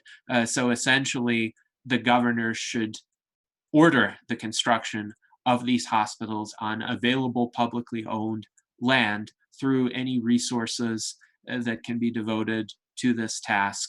And all of these conventional hurdles should be disregarded for the duration of the emergency. I would prefer to have a lot of them be repealed, because there is just a thicket of laws in the United States that allow petty local interests to derail new construction, particularly in areas like San Francisco, which has the most expensive real estate prices in the United States, and New York City, where it has been very difficult to build new housing. And as a result, a lot of the existing housing stock is very much obsolete and dilapidated. So my appeal to the members is, please let us know in your state what you would be able to do to contact your governors as well as other officials in order to facilitate both of these changes. If there are any particular channels through which you're able to go to get these kinds of letters into the right hands, please contact us and let us know what you can do to assist. We'd be happy with people drafting letters, providing template wording that would work in particular states. If you're familiar with the laws of particular states on ballot access specific statutory citations that you want the governor to waive, that's another area in which you could assist us. The more specific the request can be within that individual state, the more likely it is to be taken into consideration, because ultimately officials are not experts in every area of law. If you want action from a governor or a high-level executive official of that sort, you need to essentially tell them, okay, here is what we want you to do. Here are the exact steps we want you to take. Could you please sign this? And that would be the most effective way. So whatever assistance you can provide in the letter writing campaign to waive ballot access requirements, as well as the letter writing campaign for governors to authorize and in some cases facilitate rapid hospital construction, please let us know. And if any of the other officers on this call have thoughts on this, I would welcome them at this time. Yes, Paul. I think you're still muted. Sorry. For the record, San Francisco has been actively engaged in the construction of new hospitals, quite recently, in fact. There's one that's just gone up at 1100 Van Ness Avenue, another one that's gone up in the Mission District, not because we are anticipating a massive coronavirus, but because we're anticipating a massive earthquake. And many of the hospitals in the San Francisco Bay Area were built in the 60s or the 70s. And the plan is to decommission them because they are seismically unsound by modern standards. It's not like they all have brick foundations or anything. Most of them are concrete. But a hospital built in the 1960s to the highest standards current at the time no longer meets the seismic requirements of the modern era. Because we happen to be right now in the happy position of opening all these new hospitals and transitioning them over actually as we speak, we have an excess capacity of available hospitals. We don't necessarily have an excess capacity of doctors or staff, but there is a hospital, for instance, in I believe it's Daly City or San Bruno, just south of San Francisco, which was getting ready to close. And they basically moved their entire staff out in January or something like that and said, this is it, we're going to tear this building down. It is now humming along and happily providing excess medical capacity. Even though everybody had originally intended to get rid of it, it happened to be there and was still fully supplied and fully fixed. Everything was ready to go. It's the same thing with California Pacific Medical Center at 2233 Buchanan Street. It's an old dinosaur of a concrete building. It's both ugly and forbidding and seismically unsound. So they built 1100 Van Ness Avenue to take its place. All of a sudden, nobody's considering tearing down 2233 Buchanan Street.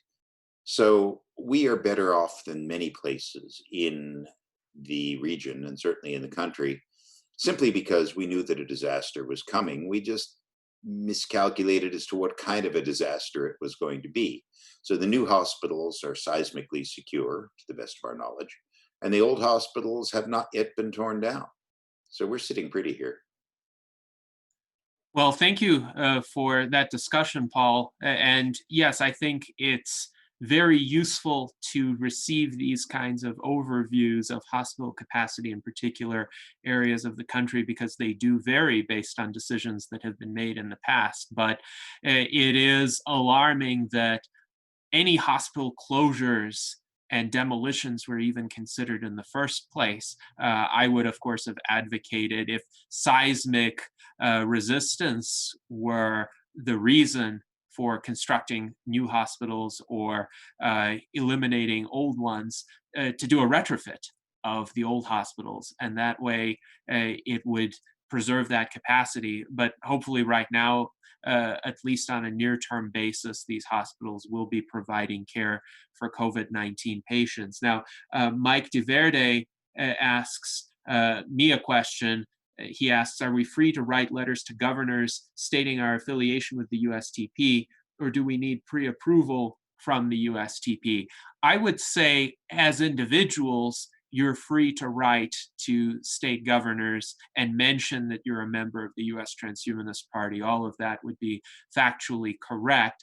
if you want to make a statement on behalf of the US Transhumanist Party, then please contact me and I would be able to review your letter and essentially give you the go-ahead. I don't anticipate that it would take a long time. I will endeavor to fast-track these kinds of approvals, as long as what you say isn't deeply contrary to our core ideals, our values, our platform, then that should be fine. But what we want is a grassroots initiative. We want these kinds of requests coming from many people, including people of different perspectives. So you don't even have to be a member of the US Transhumanist Party to participate in this campaign, just as long as there's a groundswell of advocacy. What elected officials look at is whether there is a constituency in support of a particular measure. So the more volume of activity we have, the greater a constituency they will see as existing.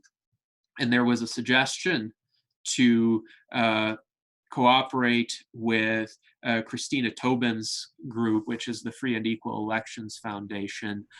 They do have close relations to an individual named Richard Winger of Ballot-Access News, who is an expert on ballot access requirements in particular states. And I would certainly be open to getting into contact with him in the coming weeks and seeing what sorts of insights he could offer into this letter writing campaign and what could be more successful. But if you as an individual want to contact your elected officials at any level of government and see if you can help move the needle in the direction of these waivers, please proceed in doing so. And let me know once you've done that, because we can highlight that on our website as well.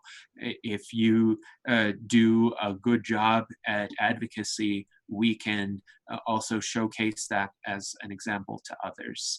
So I spoke to Christina yes. Tubin earlier in the week, and she is definitely on board with these electoral reform efforts on our part. And this problem of this particular kind of institutional corruption, and it is a corruption. It is something that we do need to seriously address, and I thank you all for taking the initiative to assist in this letter writing campaign. The problem of this duopoly, it's been echoed time and again in the course of this conversation. In this context, talking about the stymieing of real organizing efforts and the stymieing of voting itself. In this voter suppression is a very, very serious problem in the United States. There are organizations, Princeton University, outside watchdog organizations that look at the United States and regard it electorally as something verging on a failed state, an undemocratic place. And this is a serious problem. And we also should reflect on the larger context of these failings at this moment in history. Ask yourself why the United States worker has become 75% more productive over the last 5 decades nearly. But the growth of that worker's paycheck has grown just a few percentage points over that same time. Ask yourself again, it's been said in this conversation, why 80% of Americans prior to this COVID-19 outbreak could not absorb the hit of losing 1 or 2 paychecks without possibly being out on the street or having some serious a reversal of fortune of that kind. Ask yourself now why we have 24 million people who are unemployed, a record high, and also in living memory, resulting. Other countries that are at the center of this are not experiencing this. Germany does not have people pointing guns in the air in anger at this moment in history, because they have They did not allow their wages to fall so low. They did not remove worker protections. They did not have a corrupt duopoly that could not be bothered to provide these basics, public health care, protections for housing, and so forth. And we should be angry, but we should consider also these failings that have been in process for many decades. I've heard people even very recently in so many conversations, and even to some degree in this conversation, reacting to this situation. But we need to also look at this. We do not live in the best of all possible worlds. We do not. We have to resist this kind of fatalistic fallacy and look at the institutions that have led us here, relative to places like Germany and elsewhere, places that are in some respects very negatively impacted by this pandemic, but they don't have 1 million people out on the street with no place to sleep, and that number growing because they have at least had the insight to try to protect their own middle class. Yes, and one of the corollaries to this is that Western societies, but the United States in particular, need to build more. We need to build more capacity in order to help cushion the blows of these kinds of disasters. One of the US Transhumanist Party proposals is to create free mandatory housing for the homeless using 3D printing and other technologies to rapidly construct these tiny homes. And there have been efforts in the United Arab Emirates to actually construct these buildings. They've created now the world's largest 3D printed building recently. And these technologies, there's no reason why they can't be brought over to the United States, why we cannot take some unoccupied public land, put tiny homes on it, and then provide shelter for all those individuals who would otherwise be disease spreaders. And we've had discussions about this proposal before. One of the constituent components of it would be these tiny home communities would have requirements for the individuals to assist in litter cleanup and other community service initiatives, so that they're not getting the free housing in exchange for nothing. They're actually going to be doing useful work to help the rest of the society withstand the pandemic. And they're also going to be prohibited from bringing or consuming any alcohol or drugs while they are on those tiny home properties. But those will be their homes. And that would be a generous arrangement to keep people off the streets, to keep people from starving, and to keep people from falling victims to disease.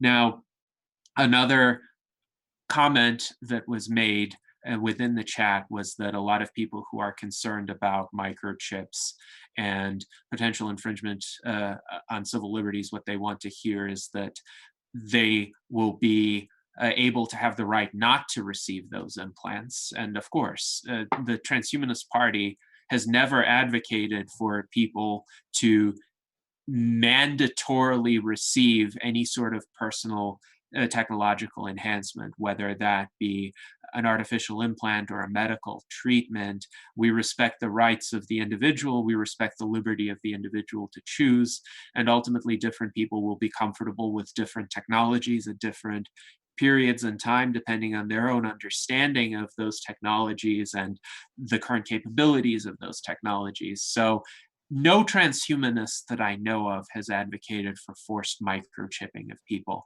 That's a myth that is spread by Alex Jones and his ilk.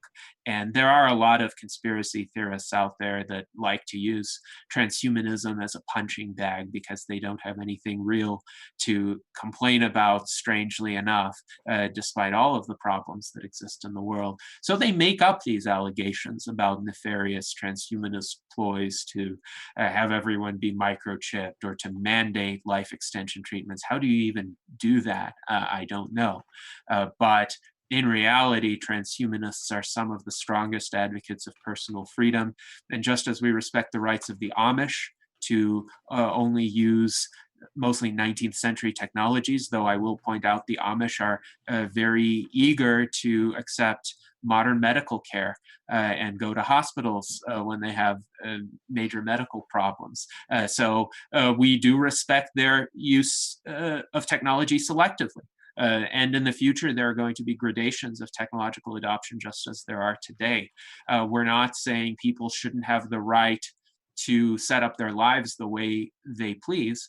We are just saying people should have more options with regard to technology, including technologies that haven't been developed yet, but would really help in overcoming suffering and disease and death and giving people that choice, which often they don't have today, given the current state of advancement or lack thereof in our society. So that would be my response to that question. But before we go on to the next agenda item, does anyone else on this meeting have thoughts about the letter writing campaign and how it can be done effectively? Hearing none, our next agenda item pertains to the Applied Innovation Facebook page. If you look at the video description, you will see a link to it. This has been recently set up by David Shoemaker, our Director of Applied Innovation. If you're following along on YouTube, please feel free to visit that Facebook page as David is discussing it. But David, the floor is yours. Yeah, thank you, Gennady. This talk today has been very practically oriented, and I appreciate that. Talking about things such as the letter writing campaign, that's something that's very practical, very actionable, something that we can do today. Paul's comments about buying that extra bag of rice and putting it away. I'm reminded, by the way, when I was listening to that I haven't always lived in the desert, as you can see behind me. This is the desert in Arizona. But I lived up on the Washington State-Idaho border for a number of years. And up there, it's a very beautiful and very rugged place. And one thing that you can count on is at least a week without electricity and other services just about every year. Sometimes longer, and sometimes we would get by. So it was just a matter of course to make sure that you had a month's worth of food put away. Many people had generators, but the point I'm trying to make is people took a look at what was coming, and there it was repetitive, and took specific actions to be able to deal with that. So I'm happy to serve as the director for Applied Innovation because I have those kind of thoughts when it comes to futurism, when it comes to transhumanism. I've been a futurist much longer than I've been a transhumanist. And I was enamored with the distant future, all the wonderful things that might be coming along in the next century or two.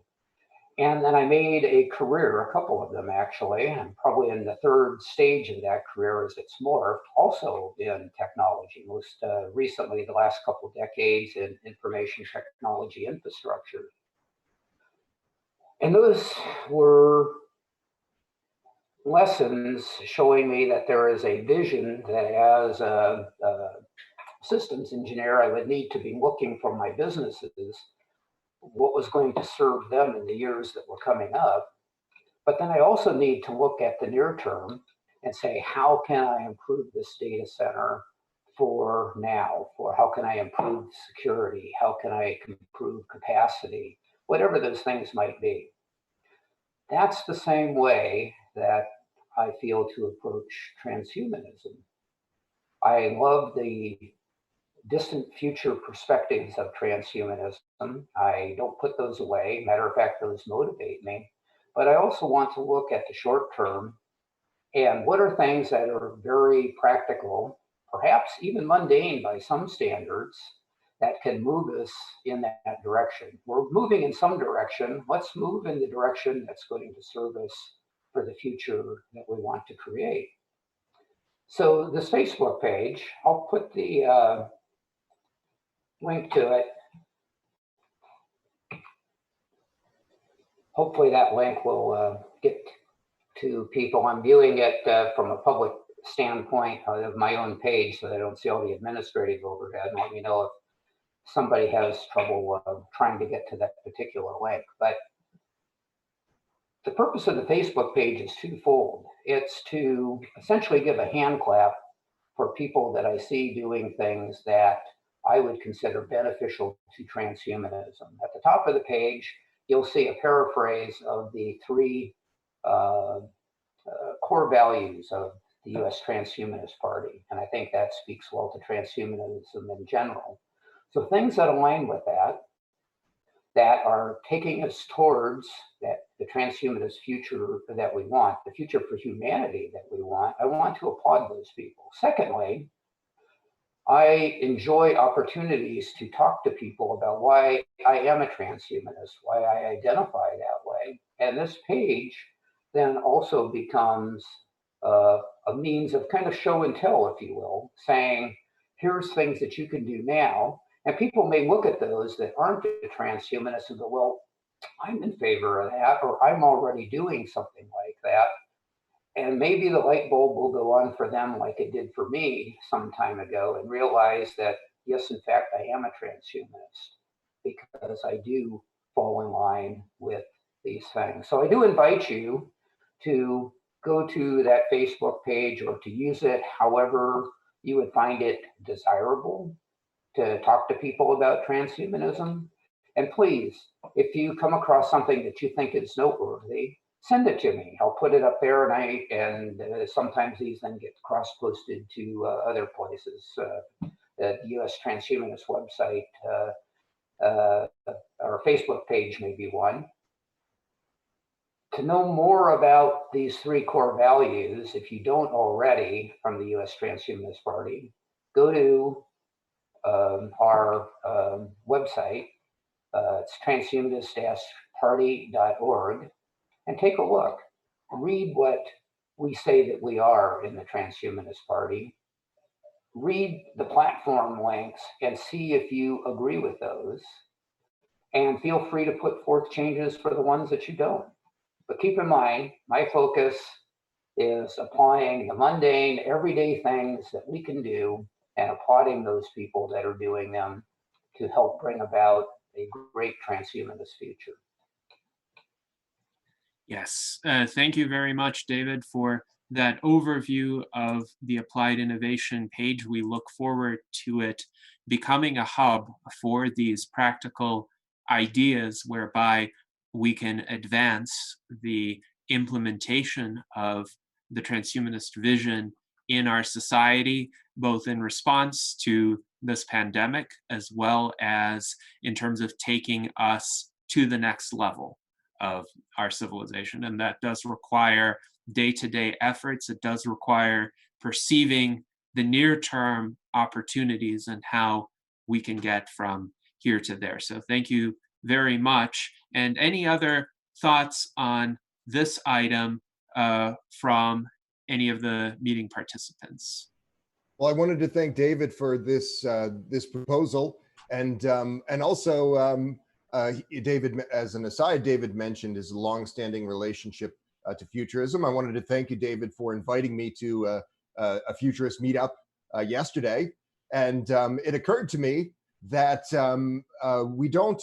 There have been other Zoom meetings that I would have liked to have attended, but maybe heard about them a little bit too late. And I think that we should consider having one of our Slack subgroups be one that is continually updating, and perhaps having a continually updated email discussion as well of various online events, Zoom meetings, conferences, and discussion groups that could be attended by our members. I think this is a good way to get folks participating in discussions at this time when people are not able to leave the house, and maybe some of us are starting to get a little stir crazy. But if we have access to a lot of good conversation and a lot of coffee talk of other kinds, that could be very heartening in this situation. So I would encourage all of you if you know of an upcoming event, Zoom discussion, and so forth, share it on that Slack group. There was a question in the comments about these groups, and that Slack group is quite active. We can share the link to that in the comments there.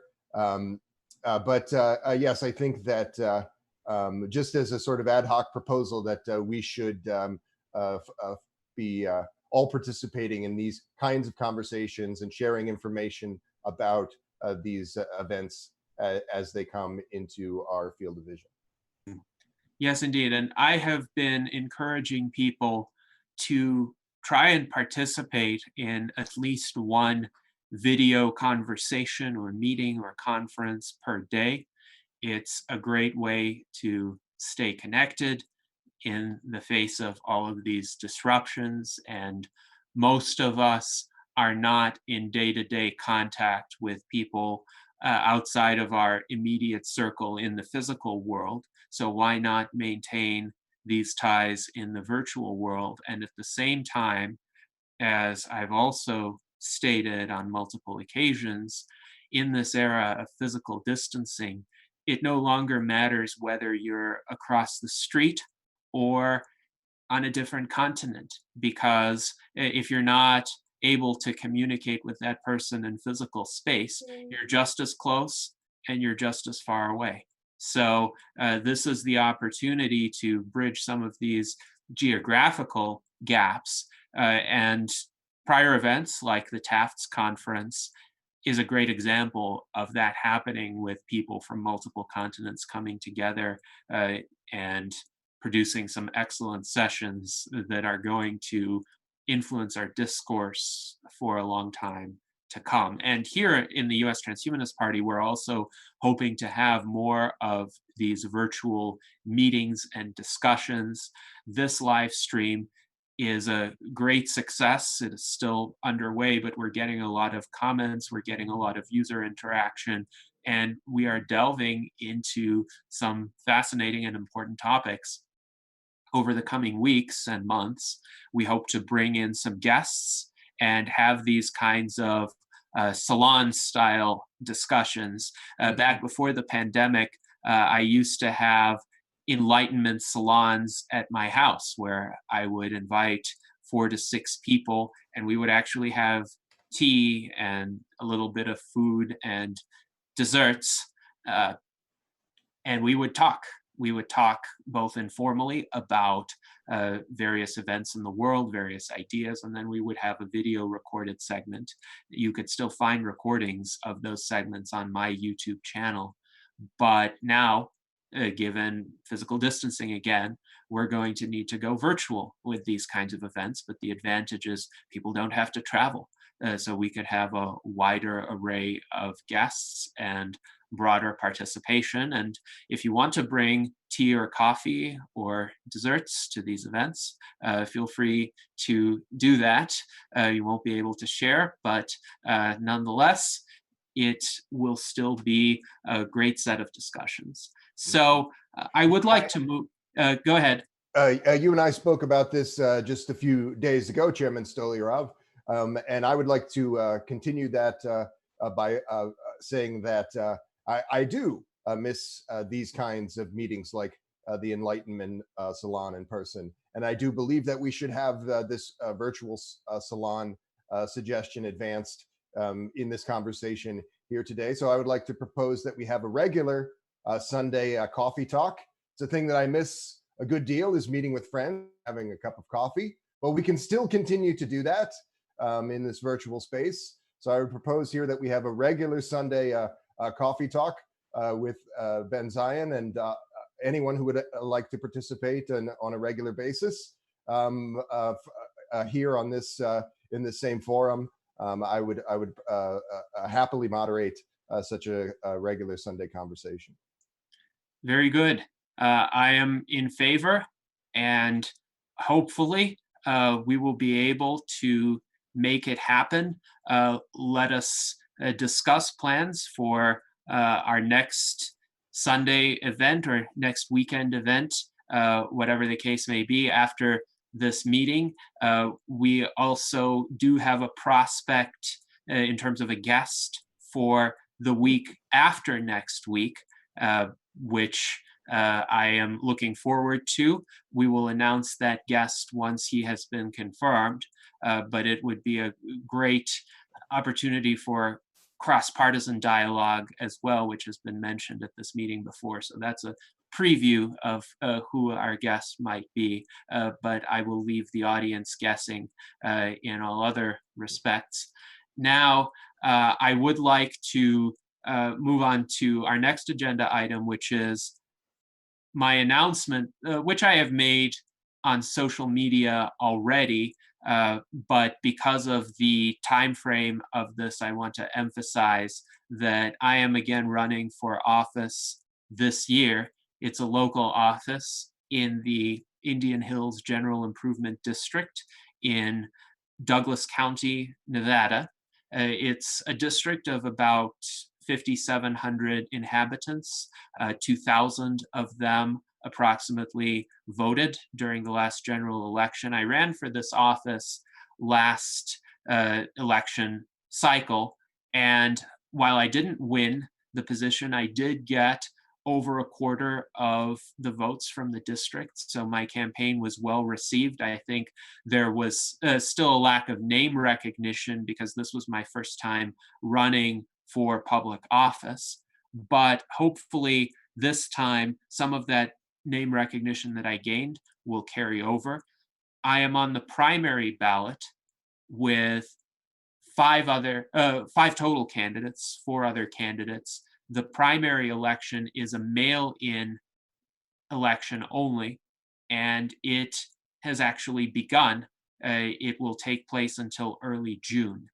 So I just received my mail-in ballot yesterday, and I reached out to my fellow residents of the district via nextdoor.com. I put up a campaign page, which is also linked in the description of this video. My campaign seeks to appeal to the shared values of the people in this district, and it is essentially a transhumanist campaign.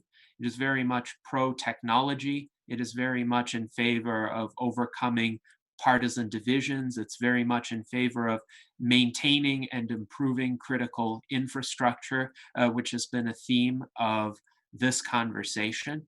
And it is about also protecting private property rights of our residents, having a community where we are open to new development, we are open to new approaches toward doing things, and where we civilly and respectfully engage with all of our residents, irrespective of what their views might be, as long as they're willing to take part in an intelligent discussion. So very much the antithesis of this polarized tribal politics that we see in the United States today.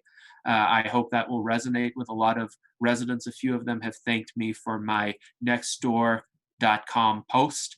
I'm also hoping to have a virtual forum with residents in my neighborhood sometime in the coming weeks, hopefully before a lot of them have mailed in their ballots already.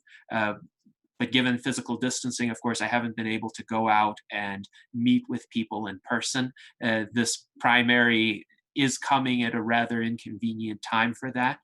But the upside to that is during the last election, I had great social media outreach and great success on social media, but a large portion of the residents of the district weren't on social media. They weren't seeing the posts, they weren't seeing the videos or the articles that were posted by the local newspapers online. So maybe this time, with people having no other options, they will be channeled into these virtual forums more readily. And they'll be interested to have a candidate who provides something interactive for them in those kinds of venues.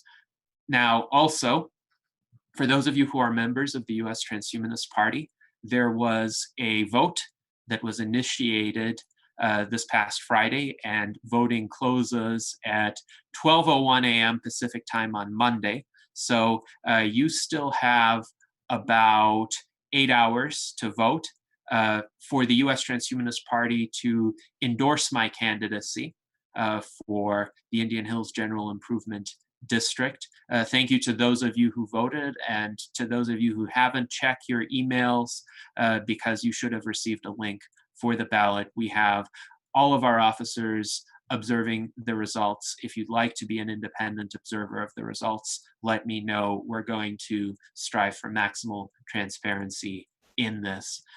But hopefully, if I win, this will be an opportunity to implement some transhumanist values and ideas in a very practical local setting. So any comments on that from the participants in this meeting? Well, I've added to the comments in the YouTube streaming conversation a link where you can sign up and show your support for this campaign. I encourage people to add their name to that list immediately. Yes, indeed. Thank you very much, Ben. And I will keep our members updated regarding the progress of this campaign. If I have any video recordings of public appearances, I will share them.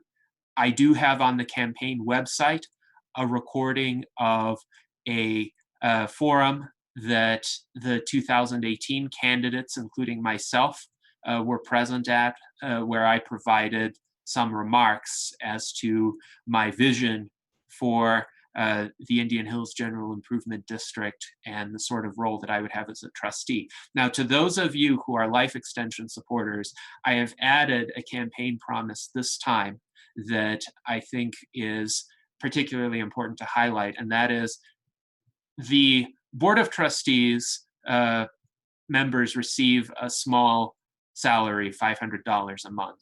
So if I'm elected, I will donate half of that salary, or $250 a month, to longevity research initiatives, organizations like the SENS Research Foundation and the Life Extension Advocacy Foundation, because of the urgency of confronting aging and disease. And I was very open with the residents about that in my announcement, and I emphasized that I would like humankind to overcome COVID-19 and all other diseases as soon as possible, and this would be a small contribution in that direction. So if you're interested in campaigns that support longevity, although this elected position doesn't directly work on that, some of the proceeds from that position will be used for those goals. So thank you very much for your attention to this particular ongoing campaign. And now I would like to open the floor for the next agenda item, which is how to increase opportunities for member engagement. And there have been a lot of members who have wanted to help in various respects. Obviously, the easiest thing you can do if you're not a member right now is join the U.S. Transhumanist Party at transhumanist-party.org/membership. But there is a lot more that can be done. The letter writing campaign is one example where you are able to just go and write letters to governors and other elected officials to help waive the ballot access requirements, to help the rapid hospital construction to take place. But there are some other ideas that we've compiled. Social media activity is increasingly important right now in the wake of the pandemic. So we would like everybody to join the U.S. Transhumanist Party Facebook group and also follow our Facebook page. I've just posted the links to both of those in the chat. Also, follow the U.S. Transhumanist Party on Twitter. I posted the link to that. We have had an increase in Twitter activity recently, and we're going to continue doing that, promoting not just our events, but the events of fellow organizations that are aligned with our mission. Join us on Discord and participate in the ongoing discussions there. There are numerous conversations on our Discord server. Look for a channel for ballot-access initiatives for your own state. Also, create memes to promote transhumanism, Ben Zion 2020, that campaign, and the U.S. Transhumanist Party. Please, when you create these memes, request feedback in the Facebook group and on Discourse, because if we like your memes, we will share them. Just remember to keep them tasteful. We don't want our messaging to be confused with the likes of 4chan or Reddit. So try to stay away from any sort of, let's say, crass remarks or the blocky white text that tends to be culturally affiliated with these kinds of venues. We want this to be respectful, we want it to be professional, but it can also be passionate, it can be impactful, it can use a lot of great elements of graphic design. We've had numerous memes to this effect that have achieved a large degree of success. So think of elevating politics to the next level and the kinds of messaging that would be entailed in that. And then please message Dan Elton, our Director of Scholarship, on either Facebook or Wikipedia to help improve the USTP Wikipedia article. There's a Wikipedia page on the Transhumanist Party. It has been growing. It's had an increasing number of citations. We've been profiled in many major media outlets. There was a recent article in Wired magazine issued just on April 29th that I would encourage everybody to read, and I will also share it in the chat very shortly. But this is an article that should be added to our Wikipedia page because it has an entire section at the end about the U.S. Transhumanist Party and some of my remarks regarding what transhumanism stands for, what are some of our aspirations for the future and the next 20 to 30 years, where I express the hope that indefinite life extension may be attained. So these are just some ideas. We also have H+pedia. H+pedia is the transhumanist parallel to Wikipedia. The editorial standards for H+pedia are a bit different, so people can, for instance, edit their own entries on H+pedia, and the notability standards are a bit different there as well, a bit more reasonable in my view. But there is an extensive entry on the U.S. Transhumanist Party, on key individuals within the U.S. Transhumanist Party. But we are a small community, and we have a lot of history. We have a lot of media that have been accumulated over the years, but they're scattered.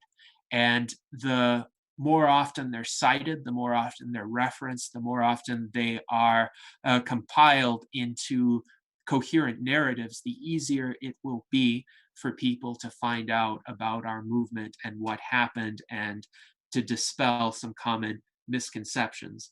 Also, another idea that is quite important is we encourage content to be created for our website. So please write an op-ed, a topical article, or a book review for publication on the U.S. Transhumanist Party website.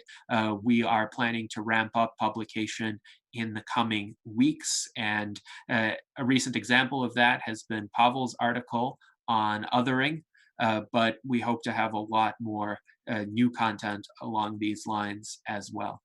So thank you very much for your attention to these ideas. Alex Black asks, can I be on the salon team?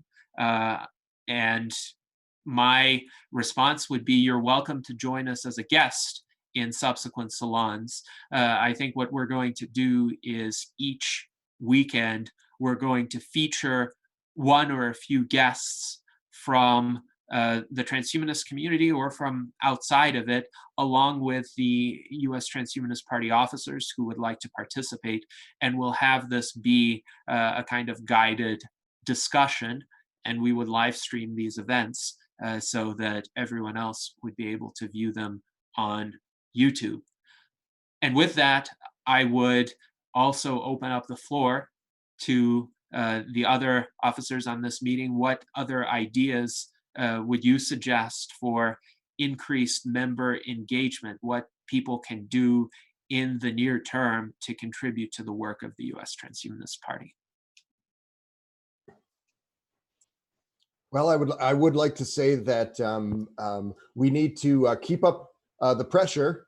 It was a few months ago when I spoke about the federal land dividend policy initiative, initially spearheaded by our founders, Elton and now in my futurist New Deal in the form of the middle class freedom dividend. I've already described this. When I spoke to people, there was more skepticism. Now that we have 20 plus million people unemployed and many a similar number uninsured as a result, people are not these words are not sounding so crazy in their ears anymore. So I would encourage people to continue to champion the techno-optimist worldview and the techno-progressive values embodied therein, and encourage people to talk about things like universal basic income, and perhaps you feel that a robot tax is preferred as well, but engage in those conversations with people. The Futurist New Deal for America, benzion2020.com. It has 3 platform policy planks that are most central to it. The middle class freedom dividend I mentioned, also Medicare for All Plus, a public health service that is engaging in an important part of this that many other progressives do not discuss, that emerging technology can reduce costs and lead to better outcomes. We need a fully realized public health service, but we also need to consider that technology allows us to do more and more with less and less with each passing year, and we need to capitalize on that phenomenon. And also we have in the Futurist New Deal, iVote USA, an online voting system that needs to be implemented. There's a lot of talk amongst Democrats right now about how we need to allow for provisionally allow for voting, absentee voting, and voting by mail, which is an important step. But we also need to take the important step of recognizing that digitalization does allow for a good deal of the same phenomenon, doing more and more with less and less. And we need to support not just online voting, but broad e-governance initiatives like those represented in the Futurist New Deal for. If you can continue this conversation in any way, this is a good way to champion the values of the United States Transhumanist Party. Yes, indeed. Any further thoughts from the officers on increasing member engagement? I just have one idea, in that with all this time we have on our hands, I've noticed a real uptick in conspiracy theories, and we're obviously an easy target for that. And if you are involved with any groups online that engage in this type of thing, conspiracy theories, but you believe and you understand the transhumanist ideals, I would suggest engaging in those conversations. If there is YouTube channels that you have access to that you could be a guest on, we need to get ahead of this narrative, because the reality is transhumanism is all about individual freedom. And that's why, but it's also a very easy target for things like chipping, and these things that are very end timesy or apocalyptic. And there's a lot of benchmarks for the apocalypse going on right now with the plague and the locusts and the things that are happening. So, but the reality is the transhumanist message and its opportunities and its ideas are very non-apocalyptic. They're very self-reliant, and it's just important to get ahead of this narrative because, again, we have, like you mentioned, we've been an easy target for these types of things. But if you believe in this message, go to the site, read up on our ideals, embrace them, and be a champion for them. Because again, we have a lot of time on our hands, and there's a real uptick in these conspiracy theories. And again, we're an easy target. So if you believe in our message, if you believe in the ideals that transhumanism has, be a champion for us. Go on these sites, go on these shows, and talk about them. Don't argue about them. Come at them, intellectually, and with courtesy, and but have people trace these conspiracy theories toward their end, because they often fray at the very end. And so that's one thing I'm trying to do, is just really discuss these things in a very logical manner and force people, because the human brain loves patterns. We love to fit things together and look for glitches. And if we find a glitch, we need to find a pattern or a conspiracy to tie it all together. And I'm not saying there aren't conspiracies, but this isn't one of them. So most people, when you take them to the logical end of their conversation or their conspiracy theory, it frays at the end. There's nothing really at the end of it, because they kind of keep it there because it's a pattern that they like to close. And so I'm just suggesting, I'm trying to practice this myself, is walking people through these conspiracy theories and standing up for the transhumanist ideals.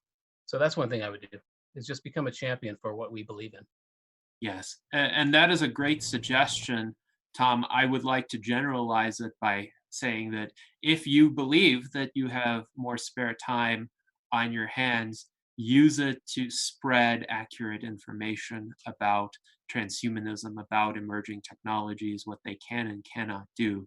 Because it's often the case in the past that social media have been rife with misinformation. A lot of people with time on their hands in the past have been of the conspiratorial mindset, and there just haven't been enough transhumanists to respond to them, enough explicit transhumanists, that is. We have spoken a lot in prior USTP discussions about how most people are actually implicit transhumanists in the choices they make to use technology every day. The fact that we wear clothing, the fact that we have these mobile phones, the fact that we're on a video conference right now, the fact that we pursue medical care, all of that makes us implicit transhumanists. And the people who deride transhumanism fail to understand this. But perhaps by sharing this information, you can help persuade them that we and they are not really that far apart. It's just they need to stop listening to Alex Jones and David Icke and similar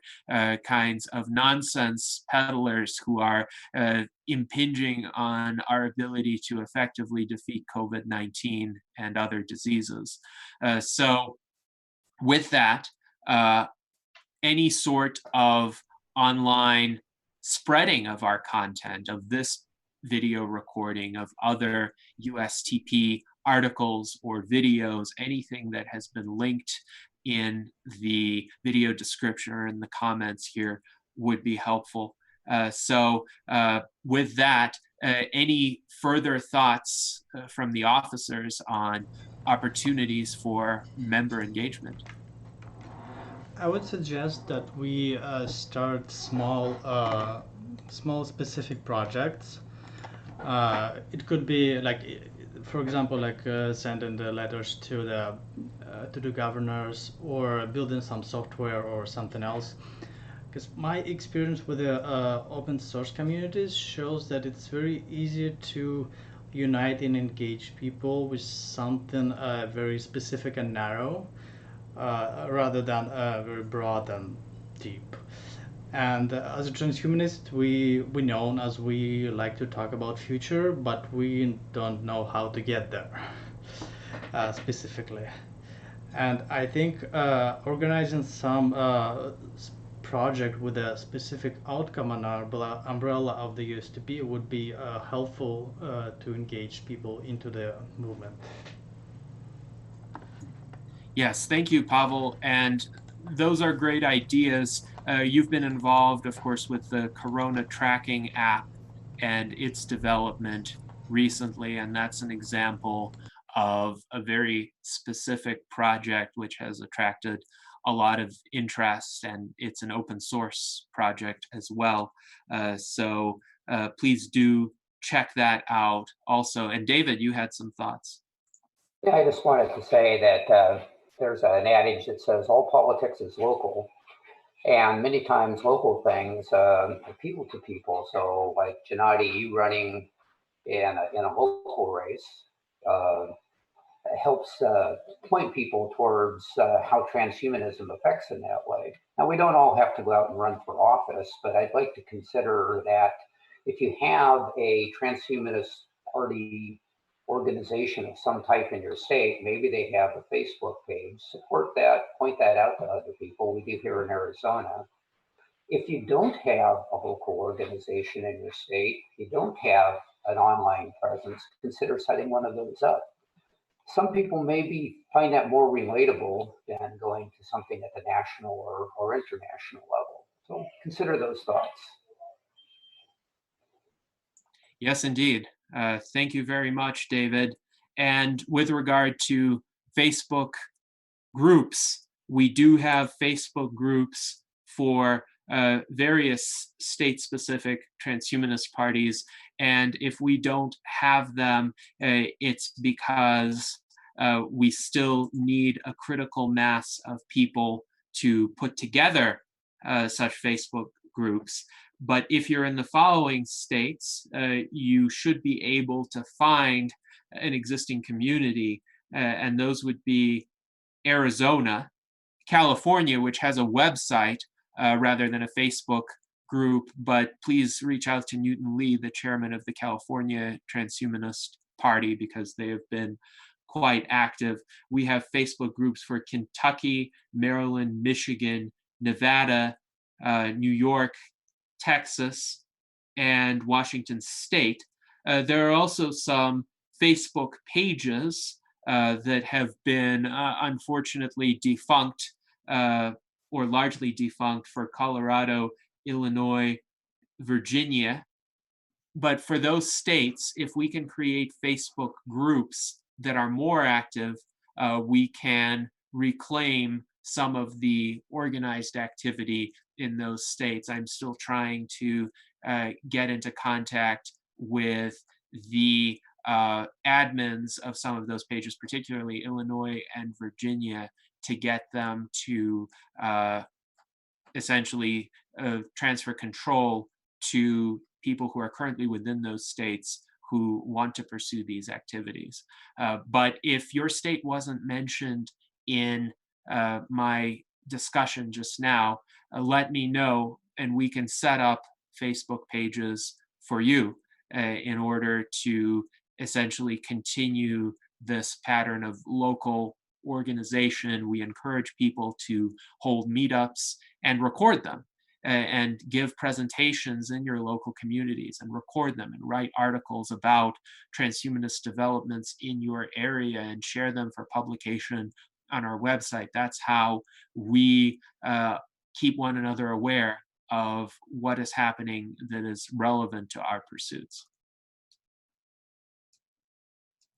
So with that, yes, go ahead, Ben.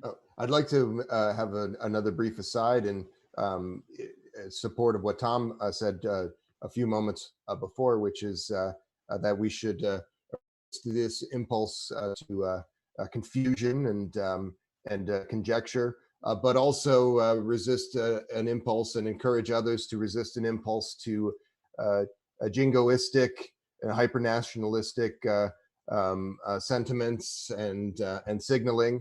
This connection to a sort of beating of the drums of war. It is an alluring siren song in these times of high emotion and confusion. But we should try to find ways individually and as organizers to channel those energies into things productive and helpful, and away from things more in the vein of someone like Alex Jones, who was mentioned many times. That is all. That is all. Thank you. Yes, indeed. And I think that message of constructive cooperation, of steering our species toward the best possible outcome in these troubled times, is a good message for us to end our broadcast on. We have gone for a bit longer than we anticipated, 50 minutes over the scheduled 2-hour time frame for this meeting, but that's because we had a lot of ideas and a lot of engaged members, and certainly a lot of these conversations will continue going forward. Our forthcoming weekly events should help with that.